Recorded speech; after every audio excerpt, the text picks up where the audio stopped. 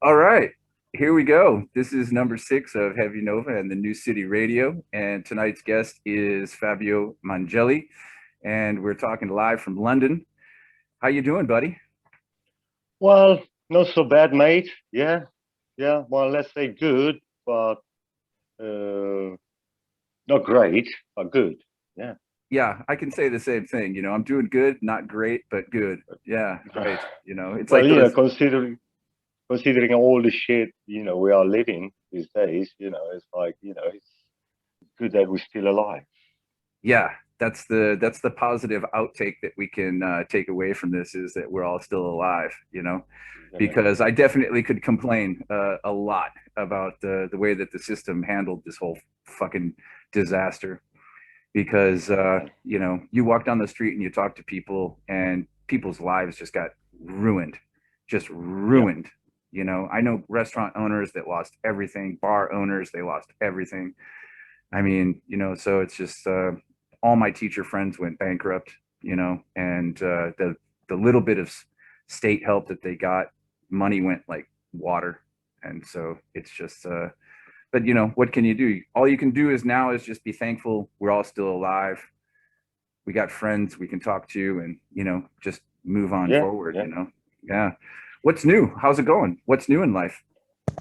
Well, you know, it's all good at the moment, but yeah, again, this pandemic, is stopping everybody, to do anything, you know. For example, I am very, very upset because this coming Wednesday, I had my flight to Los Angeles, and I had to cancel it again. Mm, And yeah, that's the fourth time that I have to postpone it because U.S. borders are closed. And mm. I just was reading that they might be open the 6th of September. So fingers crossed. As soon as they open, then I will go to California for my dream. Yeah, I've been reading about this travel thing, and apparently they're going to be doing this kind of like a green pass that's going to be starting on July 1st, and they said it's going to go for a whole year, and Right. you have to carry it if you want to travel, and you have to go according to three of the regulations, which are that you've made it through, and you're I guess immune. And the second one is that if you've had a 24-hour test that's negative, and the third one is if you've been immunized, and Well, I didn't know about that. I got my vaccination, so I'm vaccinated. So I am kind of against it, uh, but I had to do it because I wanted to travel. But still, I can't travel. Still, you have to get the test, and still, it's like yeah, I don't know. It's a bit of a joke, yeah. But I mean, as a and musician, if you want to continue what you're doing, you have to go with it or stay or inland. stay home. Yeah, or stay Yeah, home. or Yeah, stay right. home. Yeah, right. Exactly. Yeah.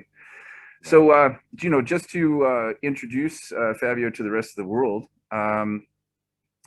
Fabio is a musician, and he's been working on music for, a really, really, really long time.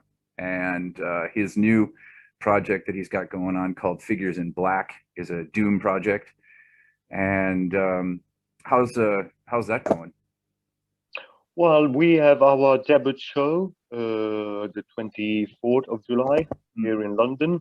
Mm-hmm. Uh, a bar called Elgis, Mm-hmm. and we are really looking forward to this bar. Is my favorite bar in London. Well, it is definitely the coolest, where it's at. It's the coolest place in Say this say it again. I bloody didn't. I city. say it again. I missed the It's name. called Elgis. Oh, okay. Yeah. And yeah, it's a fantastic place, man. You should check it out, man. It's just like, wow. Yeah. Okay. It's so cool. I know one of the old managers from I think the place is called Prince Albert. It's Yeah. called and I think his name is Oliver, and he's a guitar player, and couple of different doom bands there in England, and I'm Well, hoping it's Oliver. Oliver is Oliver. I mean, the Tall manager. Oliver. Yeah. I don't know if Mm, he's the manager anymore. He was like one of the booking managers or bar manager or something like that. But I could be wrong. Maybe I got the bar name wrong. I don't know. but But I'm pretty yeah, sure. because He's the got a big owner. Let's say beard. the owner. Well, no, Well, it's no, he's not the another owner. He's not Oliver. the owner. Another He's like one Oliver. of the managers. But I could be wrong about about the name of the bar. But Look, he's a sorry. this guy that runs this place called Elgis, it's called Oliver, and he was the singer of Moss, I suppose, if I spell it right. You know, a Oh doom no, band. different They, guy. they, Yeah, different they guy. were But on I Rise Above Records. yeah, but I remember Moss. We hosted Moss actually when I was doing the shows here in Dusseldorf, and Well, yeah, he is the owner of Elgis, so so no you know shit. what to expect, man. It's Ah, like the okay, music is fantastic. They okay, play every kind of music. Well, every kind of music, like okay. proper rock. Well, when you see him, tell him I said hello. You know, he'll remember when he played here in Dusseldorf. I'm the guy who hosted his show, and I promoted it, and managed the whole thing. And my buddies from Lung, they opened up the show, and they were just like ecstatic about it. They were like, "Yeah, we get to open up for Moss." And so that was, Well, yeah, I was yeah, I was watching the a few of your shows or something like that. So you were talking about Moss, and I was like, wow, what's that? I remember yeah. maybe with the guy with me. It was the guy from Holland or something like. Yeah, as a matter of Uh, fact. Yes, as a matter of yeah, fact, when I was yeah. talking to Kevin, we talked about that one. Yeah, in my very first recording of the podcast. Yeah, exactly. Yeah. Cool, man.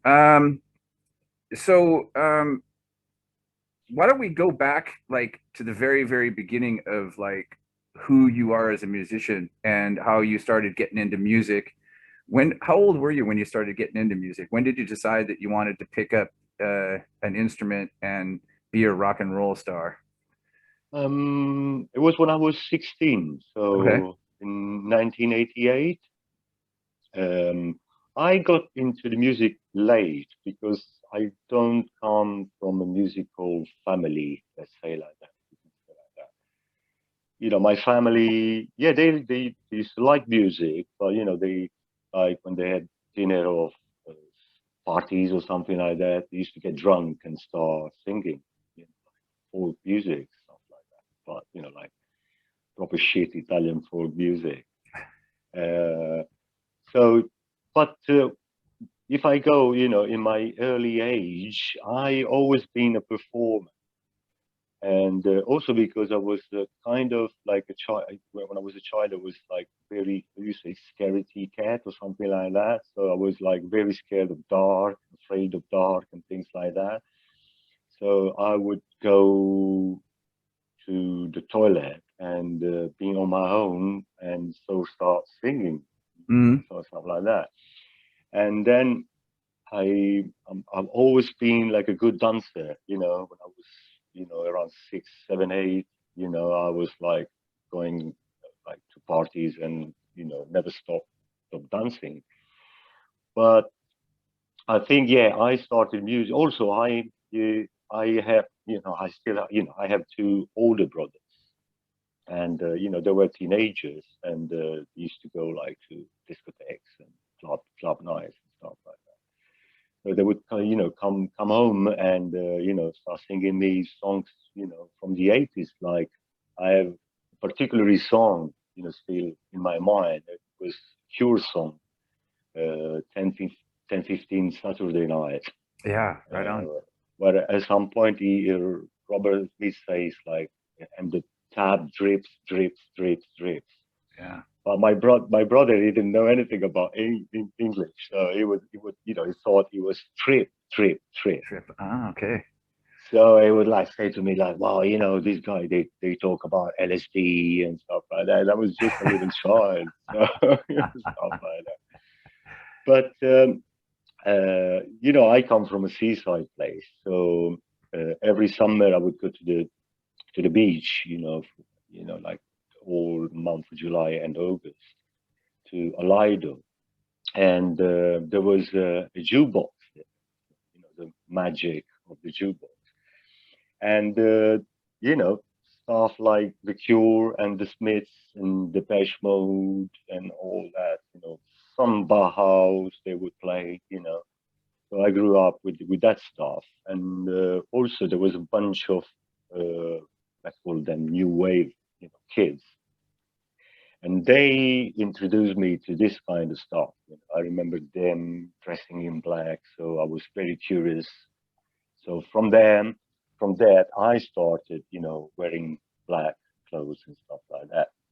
Then at some point, me and my older brother, we pointed our feet and we asked my mum to buy us like a compact, Pioneer compact with a record player and cassette tapes and stuff like that, and the radio. So, and we started listening to this stuff, like especially Italian stuff, like and like Litfiba, they were like new wave, really big Mm-hmm. in Italy, and post-punk band like we call CCCP, but you would pronounce CCCP, Mm-hmm. like kind of Right. Yeah. punk rock and stuff like that.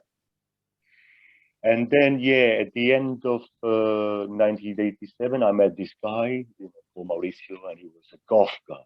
Yeah. He was like really, really super cool goth guy. So, Yeah. I started, going out with him, and he was a guitar player. So at some point he said, like, why don't you buy yourself a bass? It's like, a bass? What are you talking about? Okay, I got this bass, and I started playing. And it was just love, man. As soon as I picked the bass, I started playing, and I was, I could feel that was my thing. Mm-hmm. So, like, let's say that I'm not very good doing stuff, but consider myself good, in playing music. So we formed this first band called Abnormi, but Abnorme, something like that. And yeah, I still remember like the first bass lines, like Bauhaus, Stigmata Martyr, of Cure, Forest, and stuff like Nice. that. But Nice. then, after a few months, I was already, playing bass like wow, because I completely focused, just focus everything on bass, just like hours and hours and hours, practicing and practicing. So yeah, that was the beginning. So it's like goth. You I'm still, still love some bands like Christian Death, for example. Yeah, I I love. remember. Well, I remember one of the very when we first met, and when we were hanging out after the concert. Um, I was talking about Christian Death, and you just like looked up your head and you were like, "Hey, I like Christian Death," and I was I like, love Christian Death, man. Yeah, Another Lawrence one, thank Williams. you. At least I got some vindication, after that one, because yeah, the girl we were with, she was arguing with me about it the whole time, and I'm not going to name any names to point any fingers at the guilty, and because she's a good All friend of right, all right. mine, she's a good Yeah, friend of yeah, mine, and so you know who she is. and a good friend of mine too. Yeah. Yes, yeah, and so yeah, but me and her, we used to get into fights about music all the time though, and so it was cool that you were like, I like Christian Death too, so I was like, yes, all right. Well, because I come from that background, Yeah, Virgin Prunes and Bauhaus, Sisters yeah, of Mercy, yeah, Susie and the Banshees, all that stuff, and I still like it. But after a couple of years of listening to that music, I really kind of felt start feeling that that music was a bit depressing. So and but we were a bunch of goth guys, but we were so open to any kind of music. So we were listening to Christian Death, but also listening to the Cramps. yeah, yeah, great These, band. they, Yeah. yeah, they used to call them necrobilly or stuff like that at the Mm, time. And so yeah, so we used to just burn tapes and share tapes and stuff like that. Or I would go to another friend of mine place, and he would give me like AC/DC records or Yeah. Metallica records, Iron Maiden records. So I would go home and listen to this stuff. You know, Yeah. when you're young, you know, you just want to listen all music you can. So that was it. Yeah, But sure. yeah, around I think the end of 1998, 1998, no, yeah, or 89. A friend of mine burned me this tape, and there was one side the Fast Stones live in Europe, Yeah. and the other side was Count Five, Psychotic Reaction, Yeah, great. and that was like, oh my god, what's that? Also because the Fast Stones, you know, when I saw the picture of them, you know, they were all black, Yeah. you know, I see bones, teeth, and stuff like that. So there was a kind of link that completely, you know, changed my taste in music. So, you know, from then, you know, I started to, you know, listen to, you know, this kind of music that at the time I even didn't know that it was like a 60s revival music. You know, I thought it was modern music. Yeah, you know, I think it's like everybody, like when you talk about music, and especially like if you go out talk about like garage and like the whole fuzz scene and the whole, you know, whatever the necrobilly, psychobilly, or whatever, you know, you And always go back. psychobilly, yeah. Yeah, you always go back to those two bands, the Cramps and the Fuzztones, you know, and so it's like Yeah, exactly. you go back to those two, and it's like they're such huge inspirations.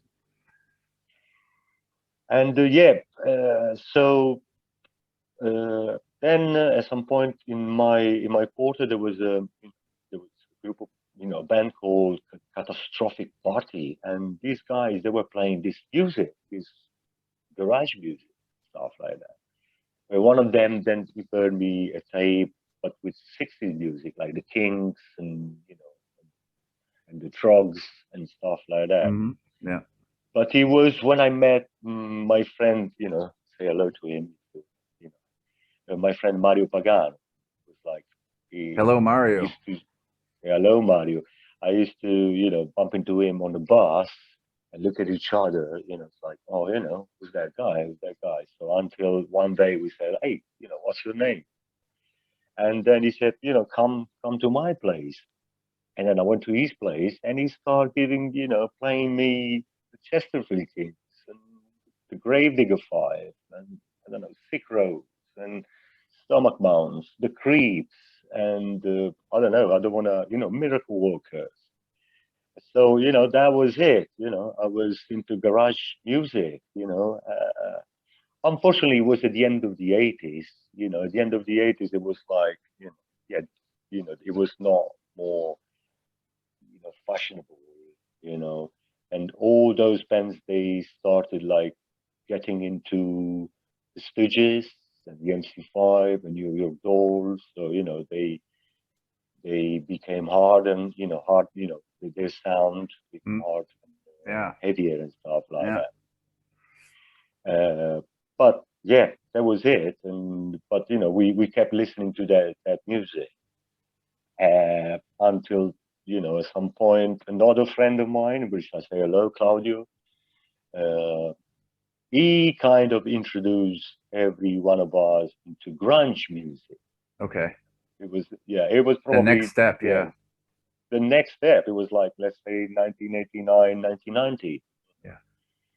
And you know, so, you know, I heard Mad Honey the first time, and I was a huge fan of Blue Cheer still, because I had my long hair, and you know, I think Mad Honey and Blue Cheer, they had a lot, you know, with the big muff sound, you know, super fast big Mm. muff sound and stuff like that. So and so Blue Cheer and MC5 and the Stooges and I was just gonna say MC5 and the Stooges. Yeah. Right. Yeah. yeah, man, you know, we all Yeah. love Iggy, you know, Yeah. Iggy is God, you know, there's nothing to say. Iggy's great. So yeah, and so with these other, you know, these few other friends, all hairy guys, we decided to, you know, form this band, this new band, and yeah, this new band was born, and the name was The Glue. And yeah, along with the MC5 and the Stooges and all the grunge stuff, Soundgarden, I think we were very, very much influenced by the Hypnotics. Do you Great know the fucking band. Yeah, Hypnotics? sure. Yeah, Yeah, of yeah. course.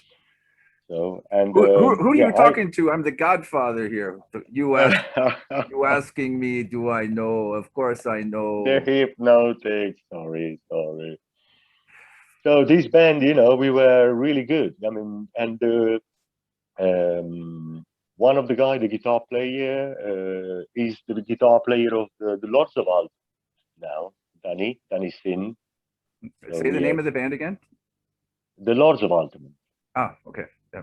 Sorry, You your know, microphone was out for just a sec. Yeah, it's good. I can so hear you. Yeah. so we formed this band. We played a lot, and we were a super band. We were great musicians. We, never recorded, unfortunately, because at the time it wasn't that easy like it is these days. And we were young, no money, so we Mm. didn't have the money to go to the studio and record stuff. I think we did like just a demo tape with a 4 tracks cassette. We still, yeah, still we have it, but it's gonna be there. And yeah, after this project lasted until 1995. But in the meantime, I was into grunge, and then Nirvana became so famous, and I've always been like boycotting, or let's say like famous band. Even when I was, into garage music, I would never buy, I don't know, would never play the Who, Mm. stuff like that because they were famous. So, Being I that always you have a record shop, I mean, you're pretty hip on music as well, so um, everybody always talks about like who are the big grunge stars were, but did you have like uh a certain favorite during that breakout time? Other than like the okay. obvious big ones, like Nirvana and Soundgarden, was there anybody that was like less known that you were like, wow, that really stands out, Um, I was into Mudhoney. That was my Yeah, me favorite thing too. because Mudhoney, they as I said, they had this kind of punk garage punk sound, but very very blue cheer. Yeah, They that even first they even the on first the Mud super Honey, it fuzz. just like fucking was off the wall, I just the very first time I heard the first Mud Honey record, I just was like, dude, this is the fucking bomb. This is it, man. And then when they started calling it grunge, and I was like, well, wait a minute, and I went into my tape collections and I was pulling out, I was like, dude, I have one of these. I was like, this is garage punk, man. This isn't fucking uh grunge. What is this grunge word, And yeah, Mudhoney was the Well, shit, I man. They I were don't know. badass. I guess grunge was more, I don't know, Melvins or something like that, or Soundgarden. Well, it was no, they made the word up in the newspaper. Somebody fucking made the Right. word up, and then all of a sudden it was just that's what it was. It didn't even have a name, and that was what the funny thing about it. It's if you ever get a chance, see that documentary. I think it's called Hype, and it's a great fucking documentary, super fucking documentary. Hype. Okay. Yeah, it's one of my favorites. It's one of my absolute favorite documentaries because they make it such a joke out of the whole scene, and all those guys that are big stars and stuff, and they're just like, geez, man, fuck that whole thing, And yeah, it's pretty good. It's really, really good. Yeah. So go ahead and continue. So like the grunge thing Yeah, came well, in. I admit that I really liked Nirvana, and I had a chance to see them live Mhm. in 1991 here in UK, Reading Festival, Okay. and I think that Reading that edition was one of the best Mm. because I managed to see Nirvana and Sonic Youth, Iggy Pop, Dinosaur Jr. It was like wow. And Yeah. the day before, I went to see Mudhoney and Hole support. Wow. Nice. So, in that very short holiday in England, I almost saw all the grunge bands. Yeah. I got to see in Detroit. I saw Pearl Jam and Smashing Pumpkins open up for the Red Hot Chili Peppers on the very first 10 tour, and Smashing Pumpkins were out on tour for Gish, so their first debut records, So, goes to show how old we are. Yes. Well, again, Smashing Pumpkins, I never got into them, because I didn't really like his voice at the time. It was too snotty. Even I really like snotty garage voices, but his voice, I sometimes really it's like loved the that. first record, though. The first record, Gish, I was really into. The second record, third record, fourth record, I was like, I don't know, it's getting too pop now. But when the first record, Gish, came out, I was like, "Phew, that's pretty fucking cool, man." But there were so many other bands, and it was really funny because for me, because like I was a huge, huge Melvins fan, and I'd been listening to the Melvins for like a really long time, and also bands like Tad and Yeah, Tad, yeah. stuff like The that. big And man. I yeah, the remember big boy, Tad. Yeah, the big and boy. With his and so it little was like, guitar is like, yeah, right, it's like it looked like he was playing with a toy, he had a and toy guitar. I can boy, it was so shocking when that whole thing broke out, and so like during that time, did it have an influence on what you were going to play? Well, that band that I mentioned, the Glue, we Yeah. were, kind of, mixing everything, mostly the Hypnotics. Yeah, Hmm. that was our big thing. Hmm. We used to cover Hypnotic songs, Hmm. and we wanted to be the Hypnotics, also Yeah. because they had this great look. They looked like the Stooges. They looked like MC5. They were Yeah. fantastic, and all leather. So us, all leather, and flares Okay. and things like that. Pointed boots. It's still garage and stuff like that. It's still that look. So, but yeah, I like all that music. I like Pearl Jam, for Hmm. example. Hmm. I remember I was in Berlin. Shortly I lived in Berlin in '91, and my friend was playing 10 times a day, something Yeah. like that, until I got really sick of it. So then I stopped listening to Pearl Jam. So, I'm still Yeah. alive, yes. I was I like, think pretty no much more. every house party I ever had, those records were always on, and now I can't even listen to them. It's like if I even hear them, I'm just like, please, somebody turn them off now. I can't stand it. Please turn them off. Because it was just Yeah, like every single minute of every single day, the radio was just like nonstop. Every fifth song was a new grunge band, and it was just like, oh my God, every house party you went to, every band that was coming out, every friend of mine that was like, oh, I'm going to start a band, and like, oh, well, what's it going to be? Oh, yeah, we're going to be the new grunge band, and I was like, oh God, come on, and it I had a got, I huge, got, I got, I got another one. Dun, dun, dun, dun, dun, dun, dun, dun, dun. right. Guess Yeah. that. Yeah. Nice. Yeah. Rage Against the Machine. That was Yes. another, like, every party. Oh, come on, stop Yeah. it. Yeah. And Nirvana, Smell Like Teen Spirit. The But, that was great. I just interviewed John Porcelli from Youth of Today and Judge, and we actually got to talk a little bit about Zach and how him and Zach were, jamming, and they were gonna put a band together that it never happened, and then they were joking about how Zach was gonna create a rap rock band, and then 2 weeks later, he's moving to LA, and then bam, there's Rage Against the Machine, So yeah, it's yeah, that beat, dun, dun, dun, dun, dun, Dun, dun, dun, yeah, it just took everything dun, over. dun, dun, dun. Yeah, it Oh, just dear. took everything over, man. It just was like, and I was pretty shocked about it myself too, because like I was in the hardcore scene when I was a younger kid, And I was like, because like, you know, I was listening to heavy metal and all that stuff, of course, but also like my secret side of me was like New York hardcore, and I was listening to Judge and Gorilla Biscuits and all that stuff. And one of my favorite records at the time was Zach's first band, Inside Out.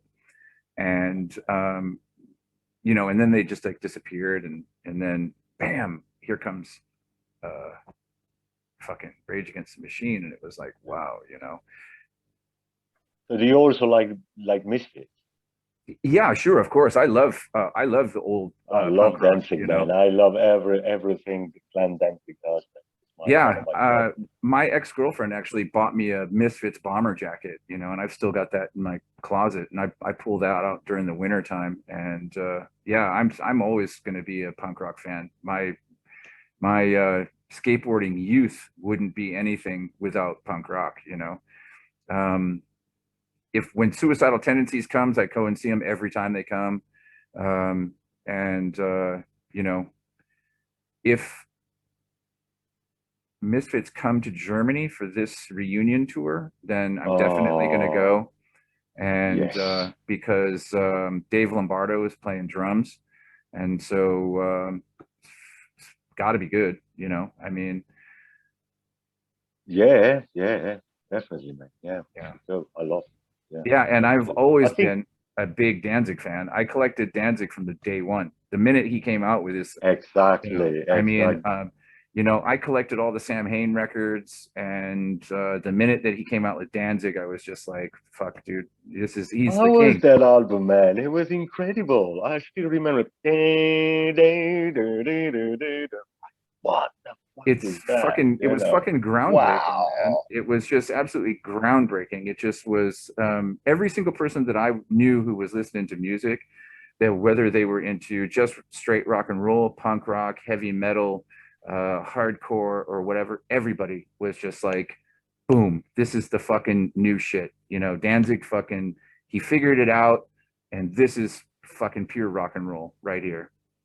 Yeah, yeah, it's you're right. I was into garage music, man, but I love that album so much, and the second one, and then you can Yeah, but and I've been a fan all the way, even through his like experimental phase when he did the weird electronic like Nine Inch Nails album, Black Acid Devil, yeah, and yeah. then when he went heavy metal after that, and you know, I've stuck with him the whole way, you know, in the cover records that he did, the Elvis record that he just did, um, I stuck with him the whole way. You know, he's in my opinion, he's the godfather of you know, that era of punk rock. You know, a lot of people say it's Henry Rollins, but I'm like, nah, Glenn Danzig is Yeah, really, for he's the example, godfather. I never been into Black Flag. Yeah.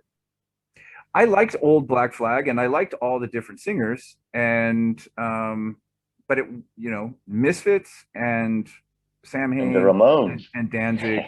Yeah, I mean, of course, you know, I mean, they're you know, they're the granddaddies, you know, and so, you know, so the holy 70s, you know, you wouldn't be anything without the Ramones. Yeah, most Wow, definitely. wow, I Yeah, love Ramones. right. And so So so you've got your yes, influences of the Hypnotics, you know, and you're going into that era. And yeah, you know, but in the where did meantime, I still was like listening to garage music, and that was always and it always will be my favorite music. Even if now I am playing, doom rock or stuff like that. Because I love Black Sabbath, of course. But 60s garage is my favorite music. mm, So at some point in the early 90s, so I formed my first garage band called the Hunchback. Uh, what a name, man! that, the that was Hunchback not a Men? good Yeah, choice. yeah, Fucking hell, man, that was not a good choice, especially in Italy. They would just write and pronounce it like really, really bad and stuff like that. But it was like, the Hunchback, also because the mummies were sure. becoming famous at the time, and they so my idea was to wear the hunch be hunchbacked and stuff like that, so which Yeah, never happened. I think we played one show with the hunches on the back and stuff like that. And so I played with this two guys, Danilo, which is, he played with me for even in the last lineups of the Lysergics and stuff like that. So it's like my twin soul in music. Unfortunately, he's in Italy. I'm here now, so we can't play together. And he was also part of the surf band that I had, Middle Finger and the Finger. So yeah, early '90s, he was like playing garage music, and together with the grunge, let's say the grunge band, stoner band. We're talking about early '90s, like stoner was not even there. I mean, Caius probably when they did they, the first album, '91 or something like that.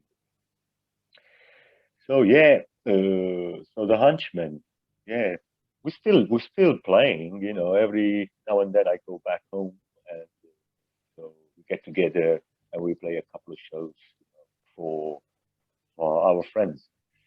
And yeah, the last shows we also filled, venues like a lot of people, because Mm. it's just like kind of, hey, let's go see Fabio playing. Um, yeah, and then at some point, Pulp Fiction, the movie, Tarantino movie, Yeah, and surf was big, big, and everybody was like playing surf. So I, right. started playing surf with this band, with the middle finger and the fingertips. Mm. We played loads of shows. It was like, and we were so good. I have to admit, even my friend Rudy Protrudi, we supported him a few times. He said, like, you guys are great. Yeah, you don't play Fender guitars and Fender amps, but yeah, because we were influenced by John Barry and Morricone as well, and all Mm. the surf band. And we used to rehearse 3 times a week, you know. So we had like set like 70 songs in the set, something like that, 80 songs. At some point we had to do medleys because you know we, and yeah, then in the late 90s, I formed, yeah, with some other people of ska band.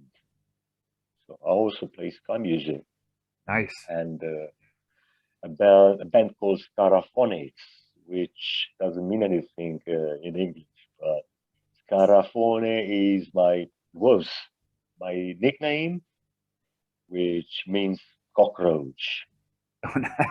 So, Nice. I fucking hate cockroaches, yeah. man. God, I fucking Well, hate, man, God, man. It's I like it's my the one fucking insect that I fear like literally the most in all of existence is those like, little things, oh they're God, I fucking hate harmless, those things. man. Dude, I grew up in the ghetto in Phoenix, Arizona, and my mom was a biker chick, and so she just moved around everywhere. She would show up in the middle of the day at school and just pull us out of school, and we'd move to a different neighborhood, and so my mom just moved us around to wherever the rent was the cheapest, and so, dude, there was one time that she moved us into this. Um, I don't even want to call it a house. It was just it was 3 rooms, Right. and the thing was built out of raw cinder blocks, not even bricks, but these like raw big cinder blocks that you build walls out of, and it was painted, but the paint was directly on the cinder blocks. So there was like no insulation in the place. It was I mean, literally nothing. It just, we had a roof, ceiling, cinder blocks, kitchen, makeshift kitchen in the inside, a toilet, and three rooms, and that was it. And 2 bikers were living in the garage. Um, I mean, it was just absolutely insane. And we had the biggest fucking cockroaches that you've ever fucking seen in your life. These things were like fucking Godzilla and Mothra, You could hear them when you turn the lights on, you could hear them fly. It would be like and they would scatter, Okay. and it was just like a fucking nightmare. And we, we were kids at the time, and so we had to go to bed at night, and I, crawling into bed and checking the sheets and shit and fucking, and you flash a light, a flashlight at the ceiling, to make sure nothing's fucking crawling around. And my mom got the wise idea one night to get a pizza and cover it with cockroach poison powder, Right. and Oh, they all came out in the middle of the night and they fucking ate the pizza and they disappeared. They just fucking disappeared. There were no dead cockroaches in the kitchen. They just ate the fucking poison and ate the pizza and just fucking disappeared. There was not one cockroach in. These things are like, it's not a joke, when they say that no, there's going to it's be true. when they say that there's going to be two things living after the nuclear fucking destruction of our planet are cockroaches and Keith Richards, and it's not a joke. And me, which I'm And a you, the bloody cockroach. cockroach, yeah. Jeez, man, God, yeah. Well, but it was just because I used to wear black clothes. So, Is that what it right. was? So Yeah, yeah. yeah. So this guy from Naples, because he's like Scarafone, he's like a slang from Naples. You know. So Oh he looked God. at me and he said, "Oh, you look like a Scarafone." And Mm. yeah, it was just like I mean, most of the people down there, they know that my surname is. I knew But some then guy. eventually, I knew yeah. some guys that had created some Mexican guys in Arizona, and they had created a mariachi band called the Cockroaches. I forget what the Spanish name is for cockroaches. Cocaraja, no? Yeah, cucarachas. Yeah, right. Yeah, Yeah, there's something like yeah. Oh man, crazy. that. Yeah, fuck. Yeah, we had scorpions, we had rattlesnakes, we had fucking, all kinds of crazy shit in that house, man. That was a insane time. Yeah. So, and then ska, and then what did you do after that? And then after that, I moved to UK, pretty Okay. much. How long have you And been in the UK? uh, since 2003, so 18 years, 19 Wow. years, I can't remember. Okay. 18 years, yeah. Okay. So you've been in the UK just as long as I've been in Germany. Yeah, man, too long, Mm. too long. To be honest, I had enough. Do you miss Italy?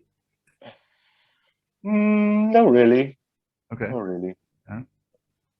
No, I'm thinking about somewhere else, really. Mm. But yeah, it's part of my plan to leave England soon. So, Yeah, but we'll see. We'll it's see. always on my mind, as it's always on my mind leaving Germany too. But you know, the situation's so fucking horrible for me right now because I've got to file bankruptcy and my all my savings are gone and just absolutely penniless, because of this last year and a half with the pandemic. It just completely wiped me out completely clean.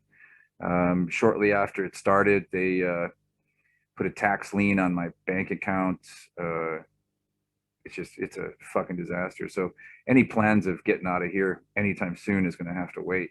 But I'm surprised you can't find a job. I'm in Germany. Yeah, I could find a job, but Yeah. I would have to train in something completely different. And the most difficult thing for me is, and this is really difficult for people to understand here in Germany, because they're like, you've been living here for 17 years, why isn't your German perfect? And well, the explanation is this, that for the past, uh, yeah, just until like last year and a half ago, when the pandemic started, I was a full-time, independent, self-employed English teacher. And I was on the road between 12 and 14 hours a day, Monday through Friday. And the only language I spoke was English as a teacher. And so my only chances of actually getting into like German conversation with people was like at the weekends or maybe at parties. Um, and my ex-wife always she spoke English with me at home. Oh, right. My son, he was born here, so like from the minute that he was born, I was speaking English with him because we wanted to have a dual, we wanted to have two languages in the house. And so my German is just shit. And so in order for It's me, not an easy language to learn, though. You know. it's extremely difficult. And so, you know, I can hang in basic conversation on the street and whatnot, but if I wanted to go and get like a real, uh, yeah, like change my career, because I've been an English teacher this whole time, I have to go and get a, first of all, I have to get language training, and then I have to get business language training. And then I have to choose a career of what I'm going to go into. And the way that the system works here, if you want any kind of a job that's going to give you real money, you have to have some kind of an education and some kind of a training. So I'm basically kind of left at going back into hotels and maybe bartending or serving tables or something like that. But here's the other ass kicker. Now that I have to claim bankruptcy because of this situation, um, once I claim the bankruptcy, the way that the German system works is that you're only allowed to keep a certain amount of money, and then they take everything over that to repay the bankruptcy. And so what they do is they just uh, they they completely attach your wages basically, and so you have no way out of it.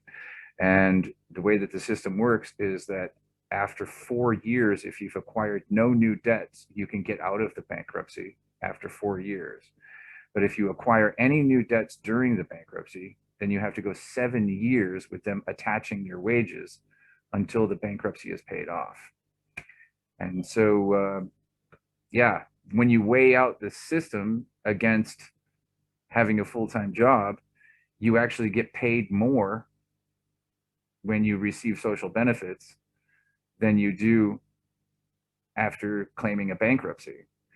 And so I'm seriously weighing, is it really worth staying here in Germany and fighting through the next 4 to 7 years in a bankruptcy, or just go home back to the United States and yeah, have my son fly out, you know, every 6 months or every 3 months so that we can visit each other.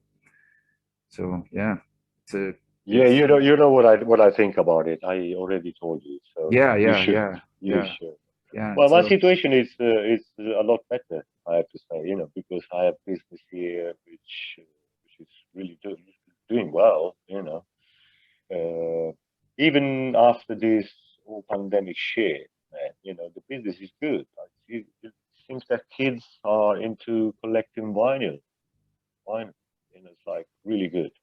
yeah, And it's holding on strong. You know, right before actually the pandemic started, I wrote a business plan, and my business plan is revolves all around a private record shop that incorporates show productions and doing special events and doing live shows in the record shop.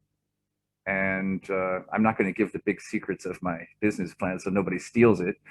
But it's a pretty damn good fucking business plan, the way that I've got it worked out and it's on paper. And I'm actually thinking about um, finishing it and going to the banks and just presenting it straight up. Hey, listen, you know, this pandemic has fucked everybody, and I've got a great fucking business plan. And yeah, my credit rating is fucked now because of the bankruptcy, but you know, everybody is fucked. You know, so check this business plan out, and you know, maybe try to get some money from. How did you keep your business going through the whole thing? I mean, you know, selling records, you know, that's a personal thing. You've got to go to the record shops and flip through. Did you keep your business going online, or how? um, not really, man. It was like wholesales kind of thing, you know. Okay. I have, you know, few clients that they buy lots of records of me, stuff like that. But also, I was good because I had saved money, Mhm. you know. So, well, all their money is gone, but you Yeah. know, I managed to survive. And yeah, so now and then now, the government gave us some money, like in Germany, not much, but like to self-employed because I am a self-employed Yeah, if it wouldn't have been for the sole trader. social system out here, man, so many people would have been fucked. I mean, And here, and here. Jesus Christ, So I can, you know, it's no secret that I've always been complaining about, Germany and like the German culture and just the system and all that stuff like that. But really, quite honestly, um, the saving grace in this situation and in my life was the social system. And if I wouldn't have had it, I would have been sleeping on the street. No question about it. No question about it. I was so deep in debt, and the social system really saved my ass. Because after it started, I had no customers. Every single contract that I had ended. No customers. That was Yeah, it. of course, yeah. It's just dead. So good, good. In Italy, it's not like that.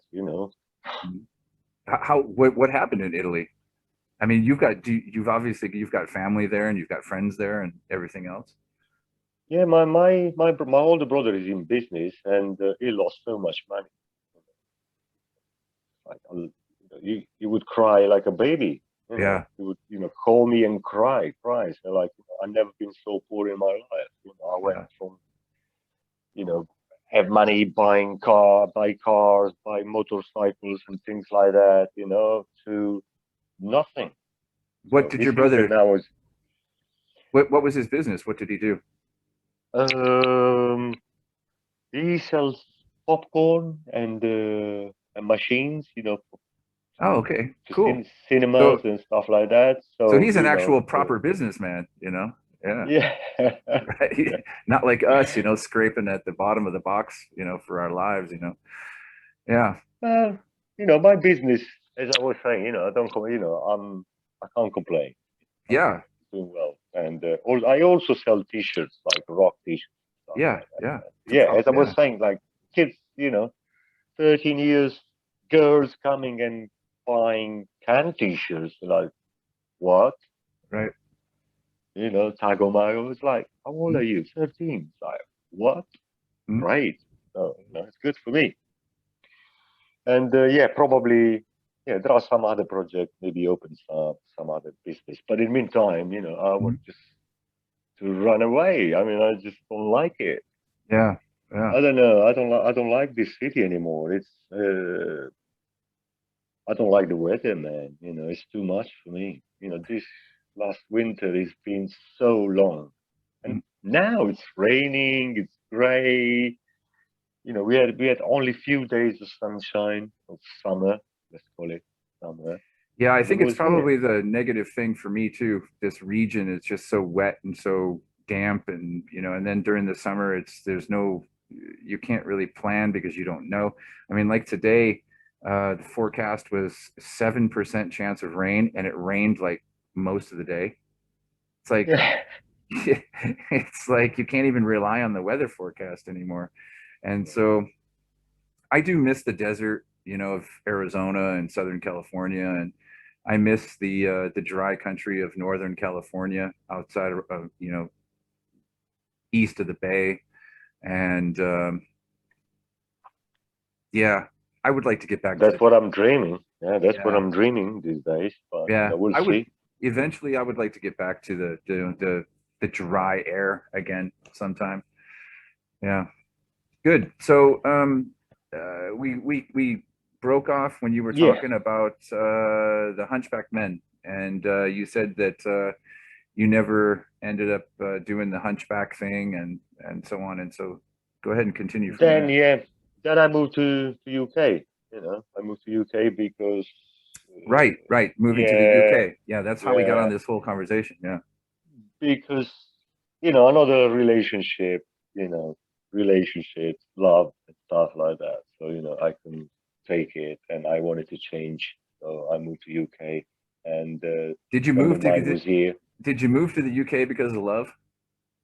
Yeah. You did? That's yeah. I was married to Monica, and so that's why I moved here. Yeah, yeah. She got No, no, pregnant. no. I didn't move to UK. I just escaped Oh, okay. from love, and I Escaped moved from to love. UK. Ah, okay. All Yeah, I right. See, escaped from see, I went into prison for love. love. I moved here. I moved here for the opposite reason. I moved here because of love, you know. So yeah. Oh, no, no, no, no. Yeah. See Well, what maybe that does? we talk later about that. So yeah, I moved here, and because this friend of mine, Michele, was was living here, and so also uh, the work situation wasn't good. So I had no girlfriend, the bands, no bands. So I said, like, it's now time to go. So I moved here, and so yeah, I came here, and yeah, we started a band with this guy called Atomic Workers, Hmm. uh, which they were a kind of mix as well of grungy stuff. And this guy is very open-minded with music, So, and I think he did the first album with Gary Ramone from Sundial and Acme Records.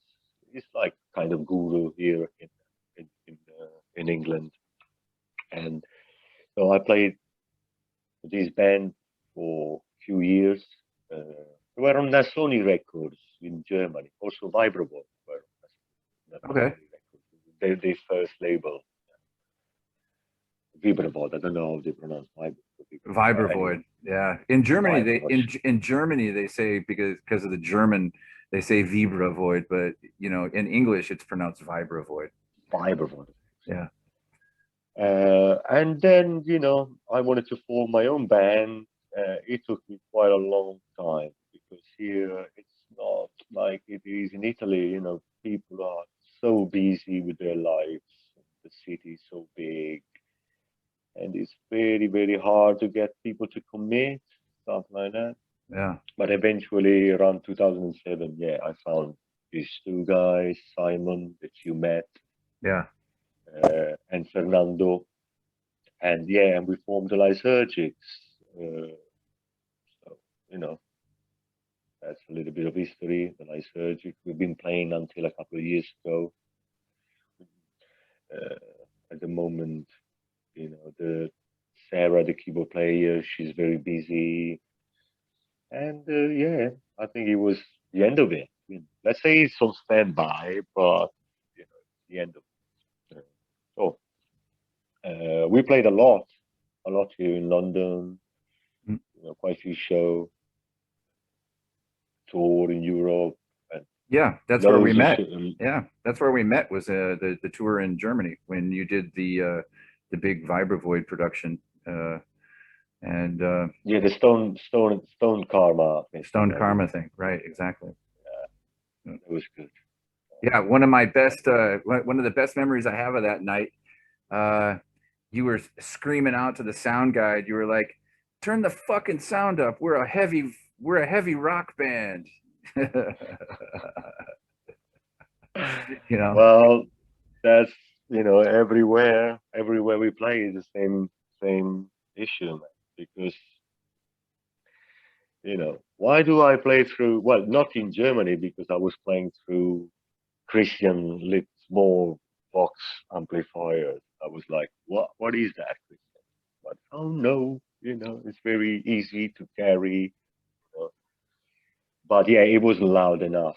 I remember. I think on the stage it wasn't loud enough. So probably I was fine. But that's the problem with bands, these days, man. You just play and they keep coming and say like, "Hello, can you turn it down a bit?" Yeah, And right. you just look at them and say like, "Look, come with me, and look at that. Look at the volume." And they go like, "Yeah, it's one." If I go less than one, I'm not talking about Spinal Tap, man, 11. It's one.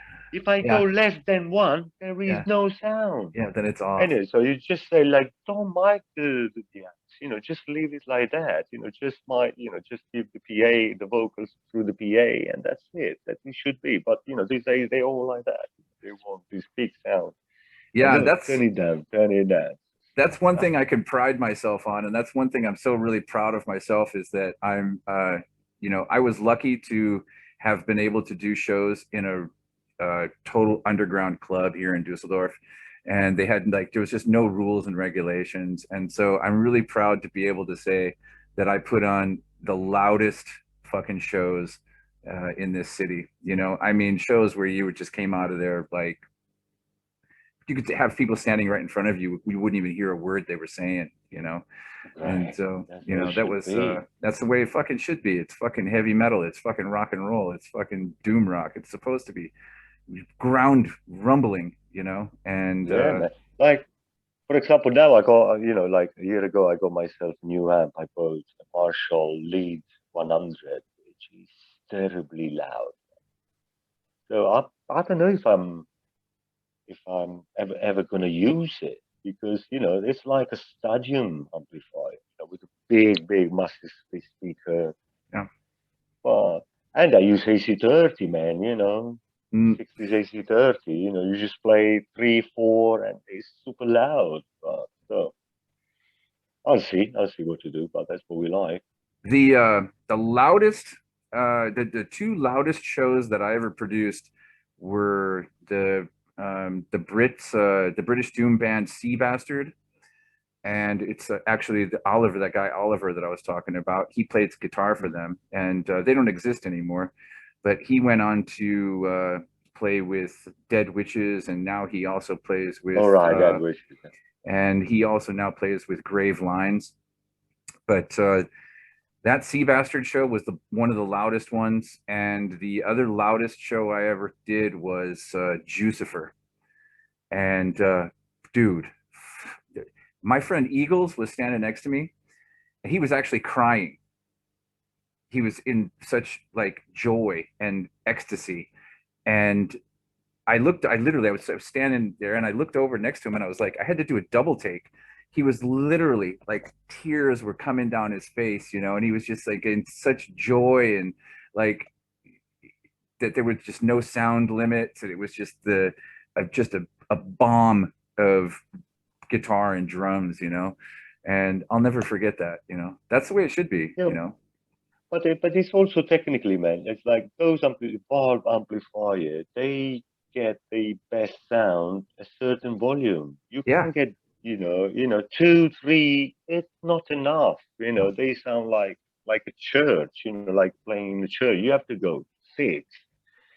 To get the tubes, right. warm and it's also for the musician. You kind of feel that wind coming from, like pushing you when you play. That's Right. otherwise it's dring like that. It doesn't work. So, compromise somehow. And yeah, the Lysergics. So the Lysergics, we didn't do much. We just recorded an album, a single, and stuff like that. But it seems that people liked it a lot, Mhm. and still people commenting like top album, masterpiece, stuff like that. I don't know about it, but it's okay. And I don't know, Simon, Simon, the original drummer, the guy that you met, now he's a drummer of Electric Wizard. So, Oh, really? yeah. Wow, no kidding. Wow, that's fucking pretty No cool, kidding. man. Congratulations to him. You know, that's Yeah, pretty fucking congratulations. cool. Yeah. I Uh, actually I just wrote a message last week to Mark Greening, and as soon as he gets some issues taken care of and whatnot, we're going to talk about possibly doing a podcast together. And because mm, he's always been one of my drum heroes, you know, so it would be cool to do a podcast with him. I mean, fuck Electric Wizard, you know, they're fuck, fucking Electric Wizard, you know, so it's not, well, heavy as fucking doom band, you know, in my opinion. well, Other than the like maybe Doom Band, I Burning Witch suppose. Yeah. and stuff like that, you know. I mean, but we could go on for hours about, you know, heavy bands, you know. But you did two records though with Lysergics, didn't you? No, no, just one, Just the just one. one. Oh, okay. Yeah. Okay. And then eventually we became Twink backing band. We've been and what? some people know about Twink. But, Yeah. How Twink, did you meet Twink? How did you get in touch with him? For people out there who don't know who Twink is, he's the famous musician from the Pink Fairies, and then later on the Fairies, and so on. And so, yeah. How did you guys get well, together? he was, Twink was the drummer of Tomorrow, which is one of the top uh, British psychedelic band.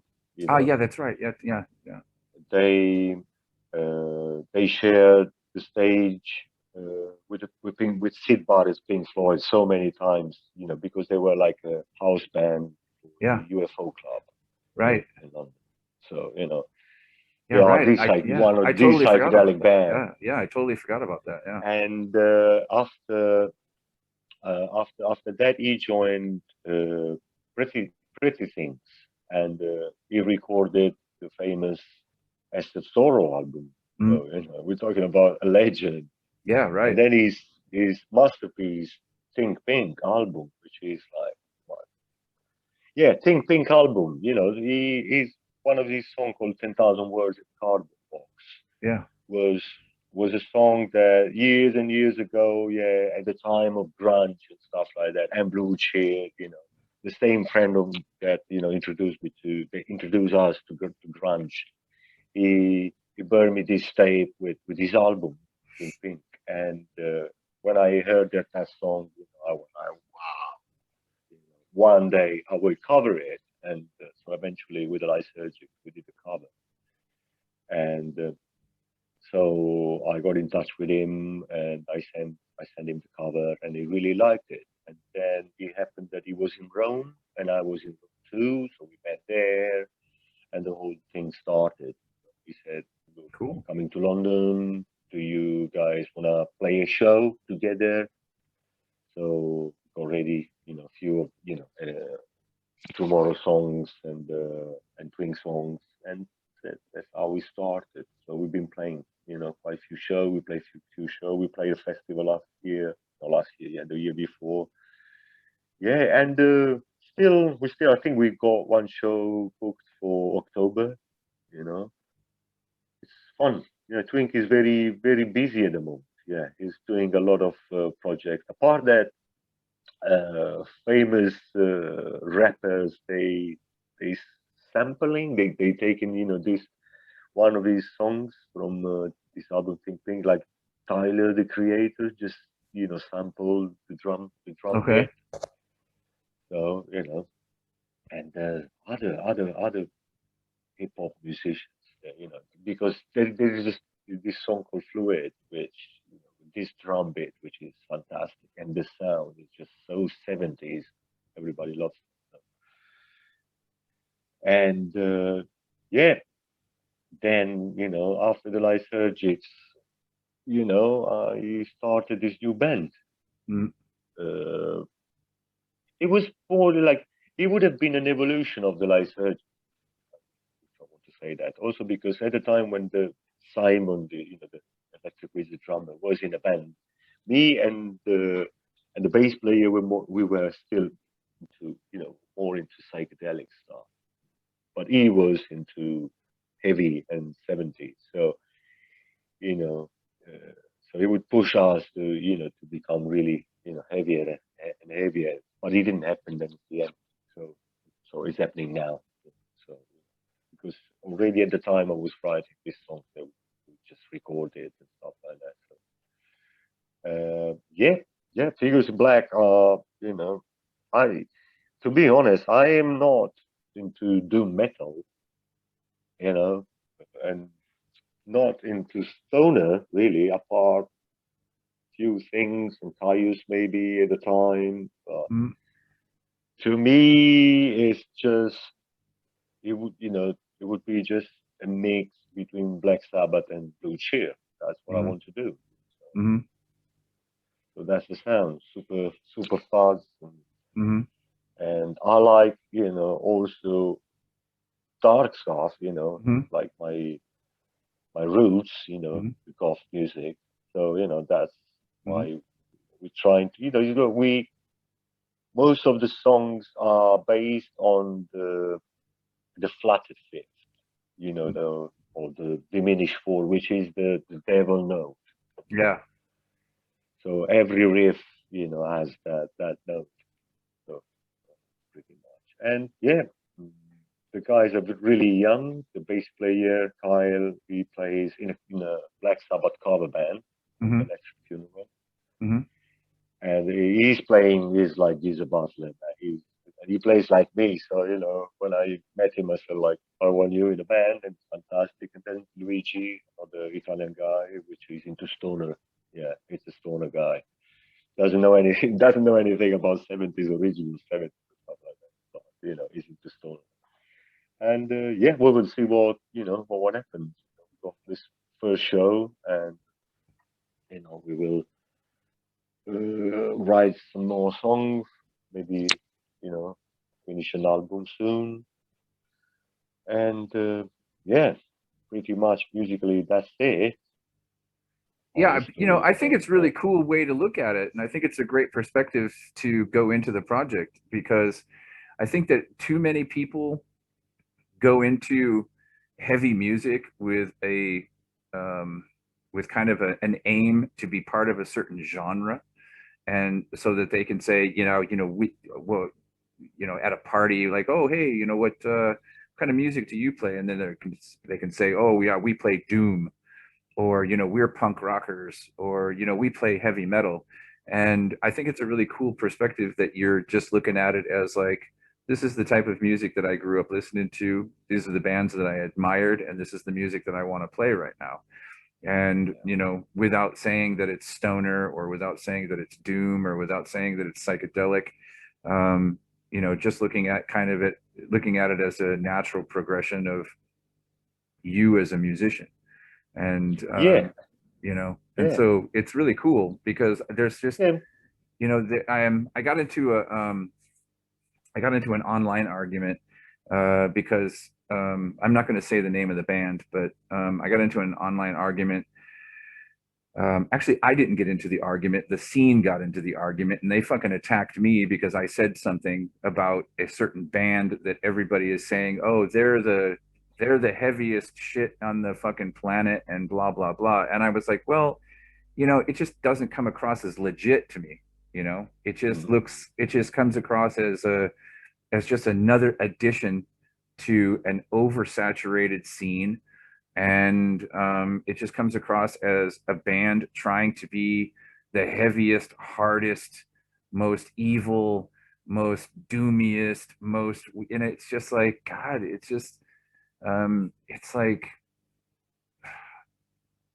I don't know, it just didn't turn me Yeah, on. man. You know what I mean? Try try to do something original. Try at least Yeah, try. You can't really do anything original. Music has been done, but at least you try. You don't rip off other bands. I always hate those bands that just rip off and rip off. I mean, it's like Stoner. I don't want to talk about weed, man. I smoked weed for 30 years. right. Why shall I write? Oh, I like to have a joint and 3 joints and 4 joints. Doesn't It's it's not my boring. thing. Yeah. Yeah, It's boring. Yeah, yeah, yeah. it's fucking boring. But When I was doing shows, I was, going to other guys' productions and stuff like that. And these black metal dudes, they would have like 9 black metal bands in one day. And they would start at like 12 at noon, and then the show would go all day. Can you imagine standing in a place for 12 hours listening to only black metal that sings only about one fucking thing for 12 fucking hours? It's like being in a torture chamber, you know? It's just like, think, please, somebody play some fucking Madonna or something, just to break the fucking monotony of it. And but thinking about what? Thinking about what? yeah, it's Devil, just being evil Satan, and shit, blood and fucking bullshit. Satan and fucking just all this cliche shit, And it's just like there's nothing deep within it whatsoever. and it's just the same, same, same, same. And it's like, I could take two guns and shoot both sides of my head, you know? And I just But came the, to it. but the yeah, the sad thing is that people want to listen to the same, and the same. Like let's let's go back to garage music. If you try to be a little bit original, it's not successful. You have to play the same shitty songs and covers all the time. All the time. You Yeah. have to play the same chords. Da, da, da, da, da, da, Yeah. da, da, da, da, da. Okay, right, man. But if you don't do that, no one cares. They Yeah. want the listeners. So, I have so a I friend. guess I have a friend who's a yeah. DJ here in Dusseldorf, and he used to do like a lot of the mod and B-side all-nighters, and and of course, within the mod scene and the B-side players scene, Northern Soul scene and all that, there's rules, you know. You can only play this fucking 7-inch, and you can only play that 7-inch, and you can only play that fucking 7-inch. And he was like, man, fuck you guys. And he would throw in a Lionel Richie in the middle of it and just like fuck everybody up, And the girls would all run to the fucking dance floor and they'd be like, yeah, fucking this is awesome, And then all the guys would be like, oh, fuck you, asshole. You're supposed to only be playing that 700 million euro 7-inch, that nobody's allowed to touch. And God, it just gets so, yeah. So, yeah. So it's like my whole That point is like, I'm so glad that you're going at it with a whole completely different perspective of just like, this is well, music I I'll want to try. play. Then And I don't this, know what to. you know? Yeah, man. That's I like my shit. I like mythology, and then life. What happens to me in life, I'll write down. Mm-hmm. Experiences and stuff like that. Mm-hmm. So yeah, I'm not gonna talk about weed. So also because it's been 1 month, man. I'm weed free finally. Yeah, good for you. So Good. Yeah, good for uh, you. Yeah. yeah, I'm on a very healthy, man. I just stopped eating sugar. These days I hardly drink. I like doing psychedelics. I like doing magic mushrooms here and there. Now and then. Mm-hmm. That's it. Too old to to get drunk and pissed and in Yeah. troubles. When I moved here Get in trouble. when I moved here to Germany, I pretty much quit everything. I was a fucking party animal in California. I was just a wild animal. I mean, there was like no controlling me at all. From 1992 until 2001, when I got married, um, I was just an absolute uncontrollable wild animal. I lived pretty much 7 days a week, 24 hours of the day. If I wasn't drunk, I was tripping on acid. I was eating mushrooms. I was rolling on MDMA. I mean, I was just Oh, just a wild animal. And when I moved here to Germany, yeah, went like completely stone cold. So actually, really, when I got married, um, pretty much quit. Went stone cold sober. Rarely smoke weed. Even me and my ex-wife, we love to drink. That was our thing. We loved the booze. And that was one thing that went into our marriage and eventually probably was the main cause of our divorce. But right. you know, yeah, and also me too. I finally got my drinking under control in the last year. So that's one thing I could thank the pandemic for was it made me face my demons and made me face getting that under control. So I can finally say that you know I'm not sober 100%, but I would say probably 85%. So I've got it under control and it feels good. I Well, feel I feel better than I've ever felt in my life. I can honestly look, say man. that. No one is going to say that it's wrong to have a glass of wine. Why Oh you're no, I mean I've got some whiskey in you're my tea thinner right or now, you know, something. so Yeah. you know, I'm not You an know, angel just yet, you know, so it's the excess, when you do when you do too much. yeah, when And I was yeah, doing shows, I was fucking hammered from the minute I got into the club, you know. I was hammered before I showed up to the club. And I would pound bottles of beer, man, just go through them like candy. You know, it was yeah. ridiculous. And what about the financial thing, man? I'm saving so much money. Yeah. Now I can, like I don't smoke weed, so that would probably cost me between 50 and £100 per week. So, Oh, now I can go and get myself some boots, Fabio, some nice clothes. Fabio, I was spending 50 euros a night in a bar. Oh man, no, 50 euros no. a night. And I was doing that. I did that from the time I moved here uh till yeah, about a year and a half ago. 50 euros a night. I was just like, you know, I would say good 70% of my income was sitting in a bar. It was insane. It was ridiculous. Yeah, and here in England is super expensive. Last time I went out, I paid like a can of beer £7.45, which is like £9 something, €9. I mean, like Wow. you Wow. joking, Now you can go into a bar here and you can get a beer for 2 euros and 50 cents. Yeah, but here, man, so they taking a piss. Yeah. Also Yeah. because of the pandemic, because they table charges, service and stuff like that now too much. So, No, if they and then did that it's here in if they did that here it's in Germany, also they'd go fucking insane. Yeah. Sorry, I didn't mean to it's cut you off. also no, it's right. It's also so much fun to being to the at the other side of it, Mm, looking at people getting smashed and yeah. completely fucked and stuff like that, and look at them like, oh look, that it's like I Yeah. was behaving before, like, Yeah. but you know, maybe, yeah, it's okay. I'm feeling super good. Yeah, Yeah. I'm Good for doing a you, lot man. of exercise, yoga. I Yeah, when I yeah, saw I that look. picture of you on the internet, man, actually commented on it, and you were doing a handstand in your living room, Yeah, and I yeah. was just like, "Holy shit! How the fuck did he get so trim, so Well, strong, the, and the the so like naked one.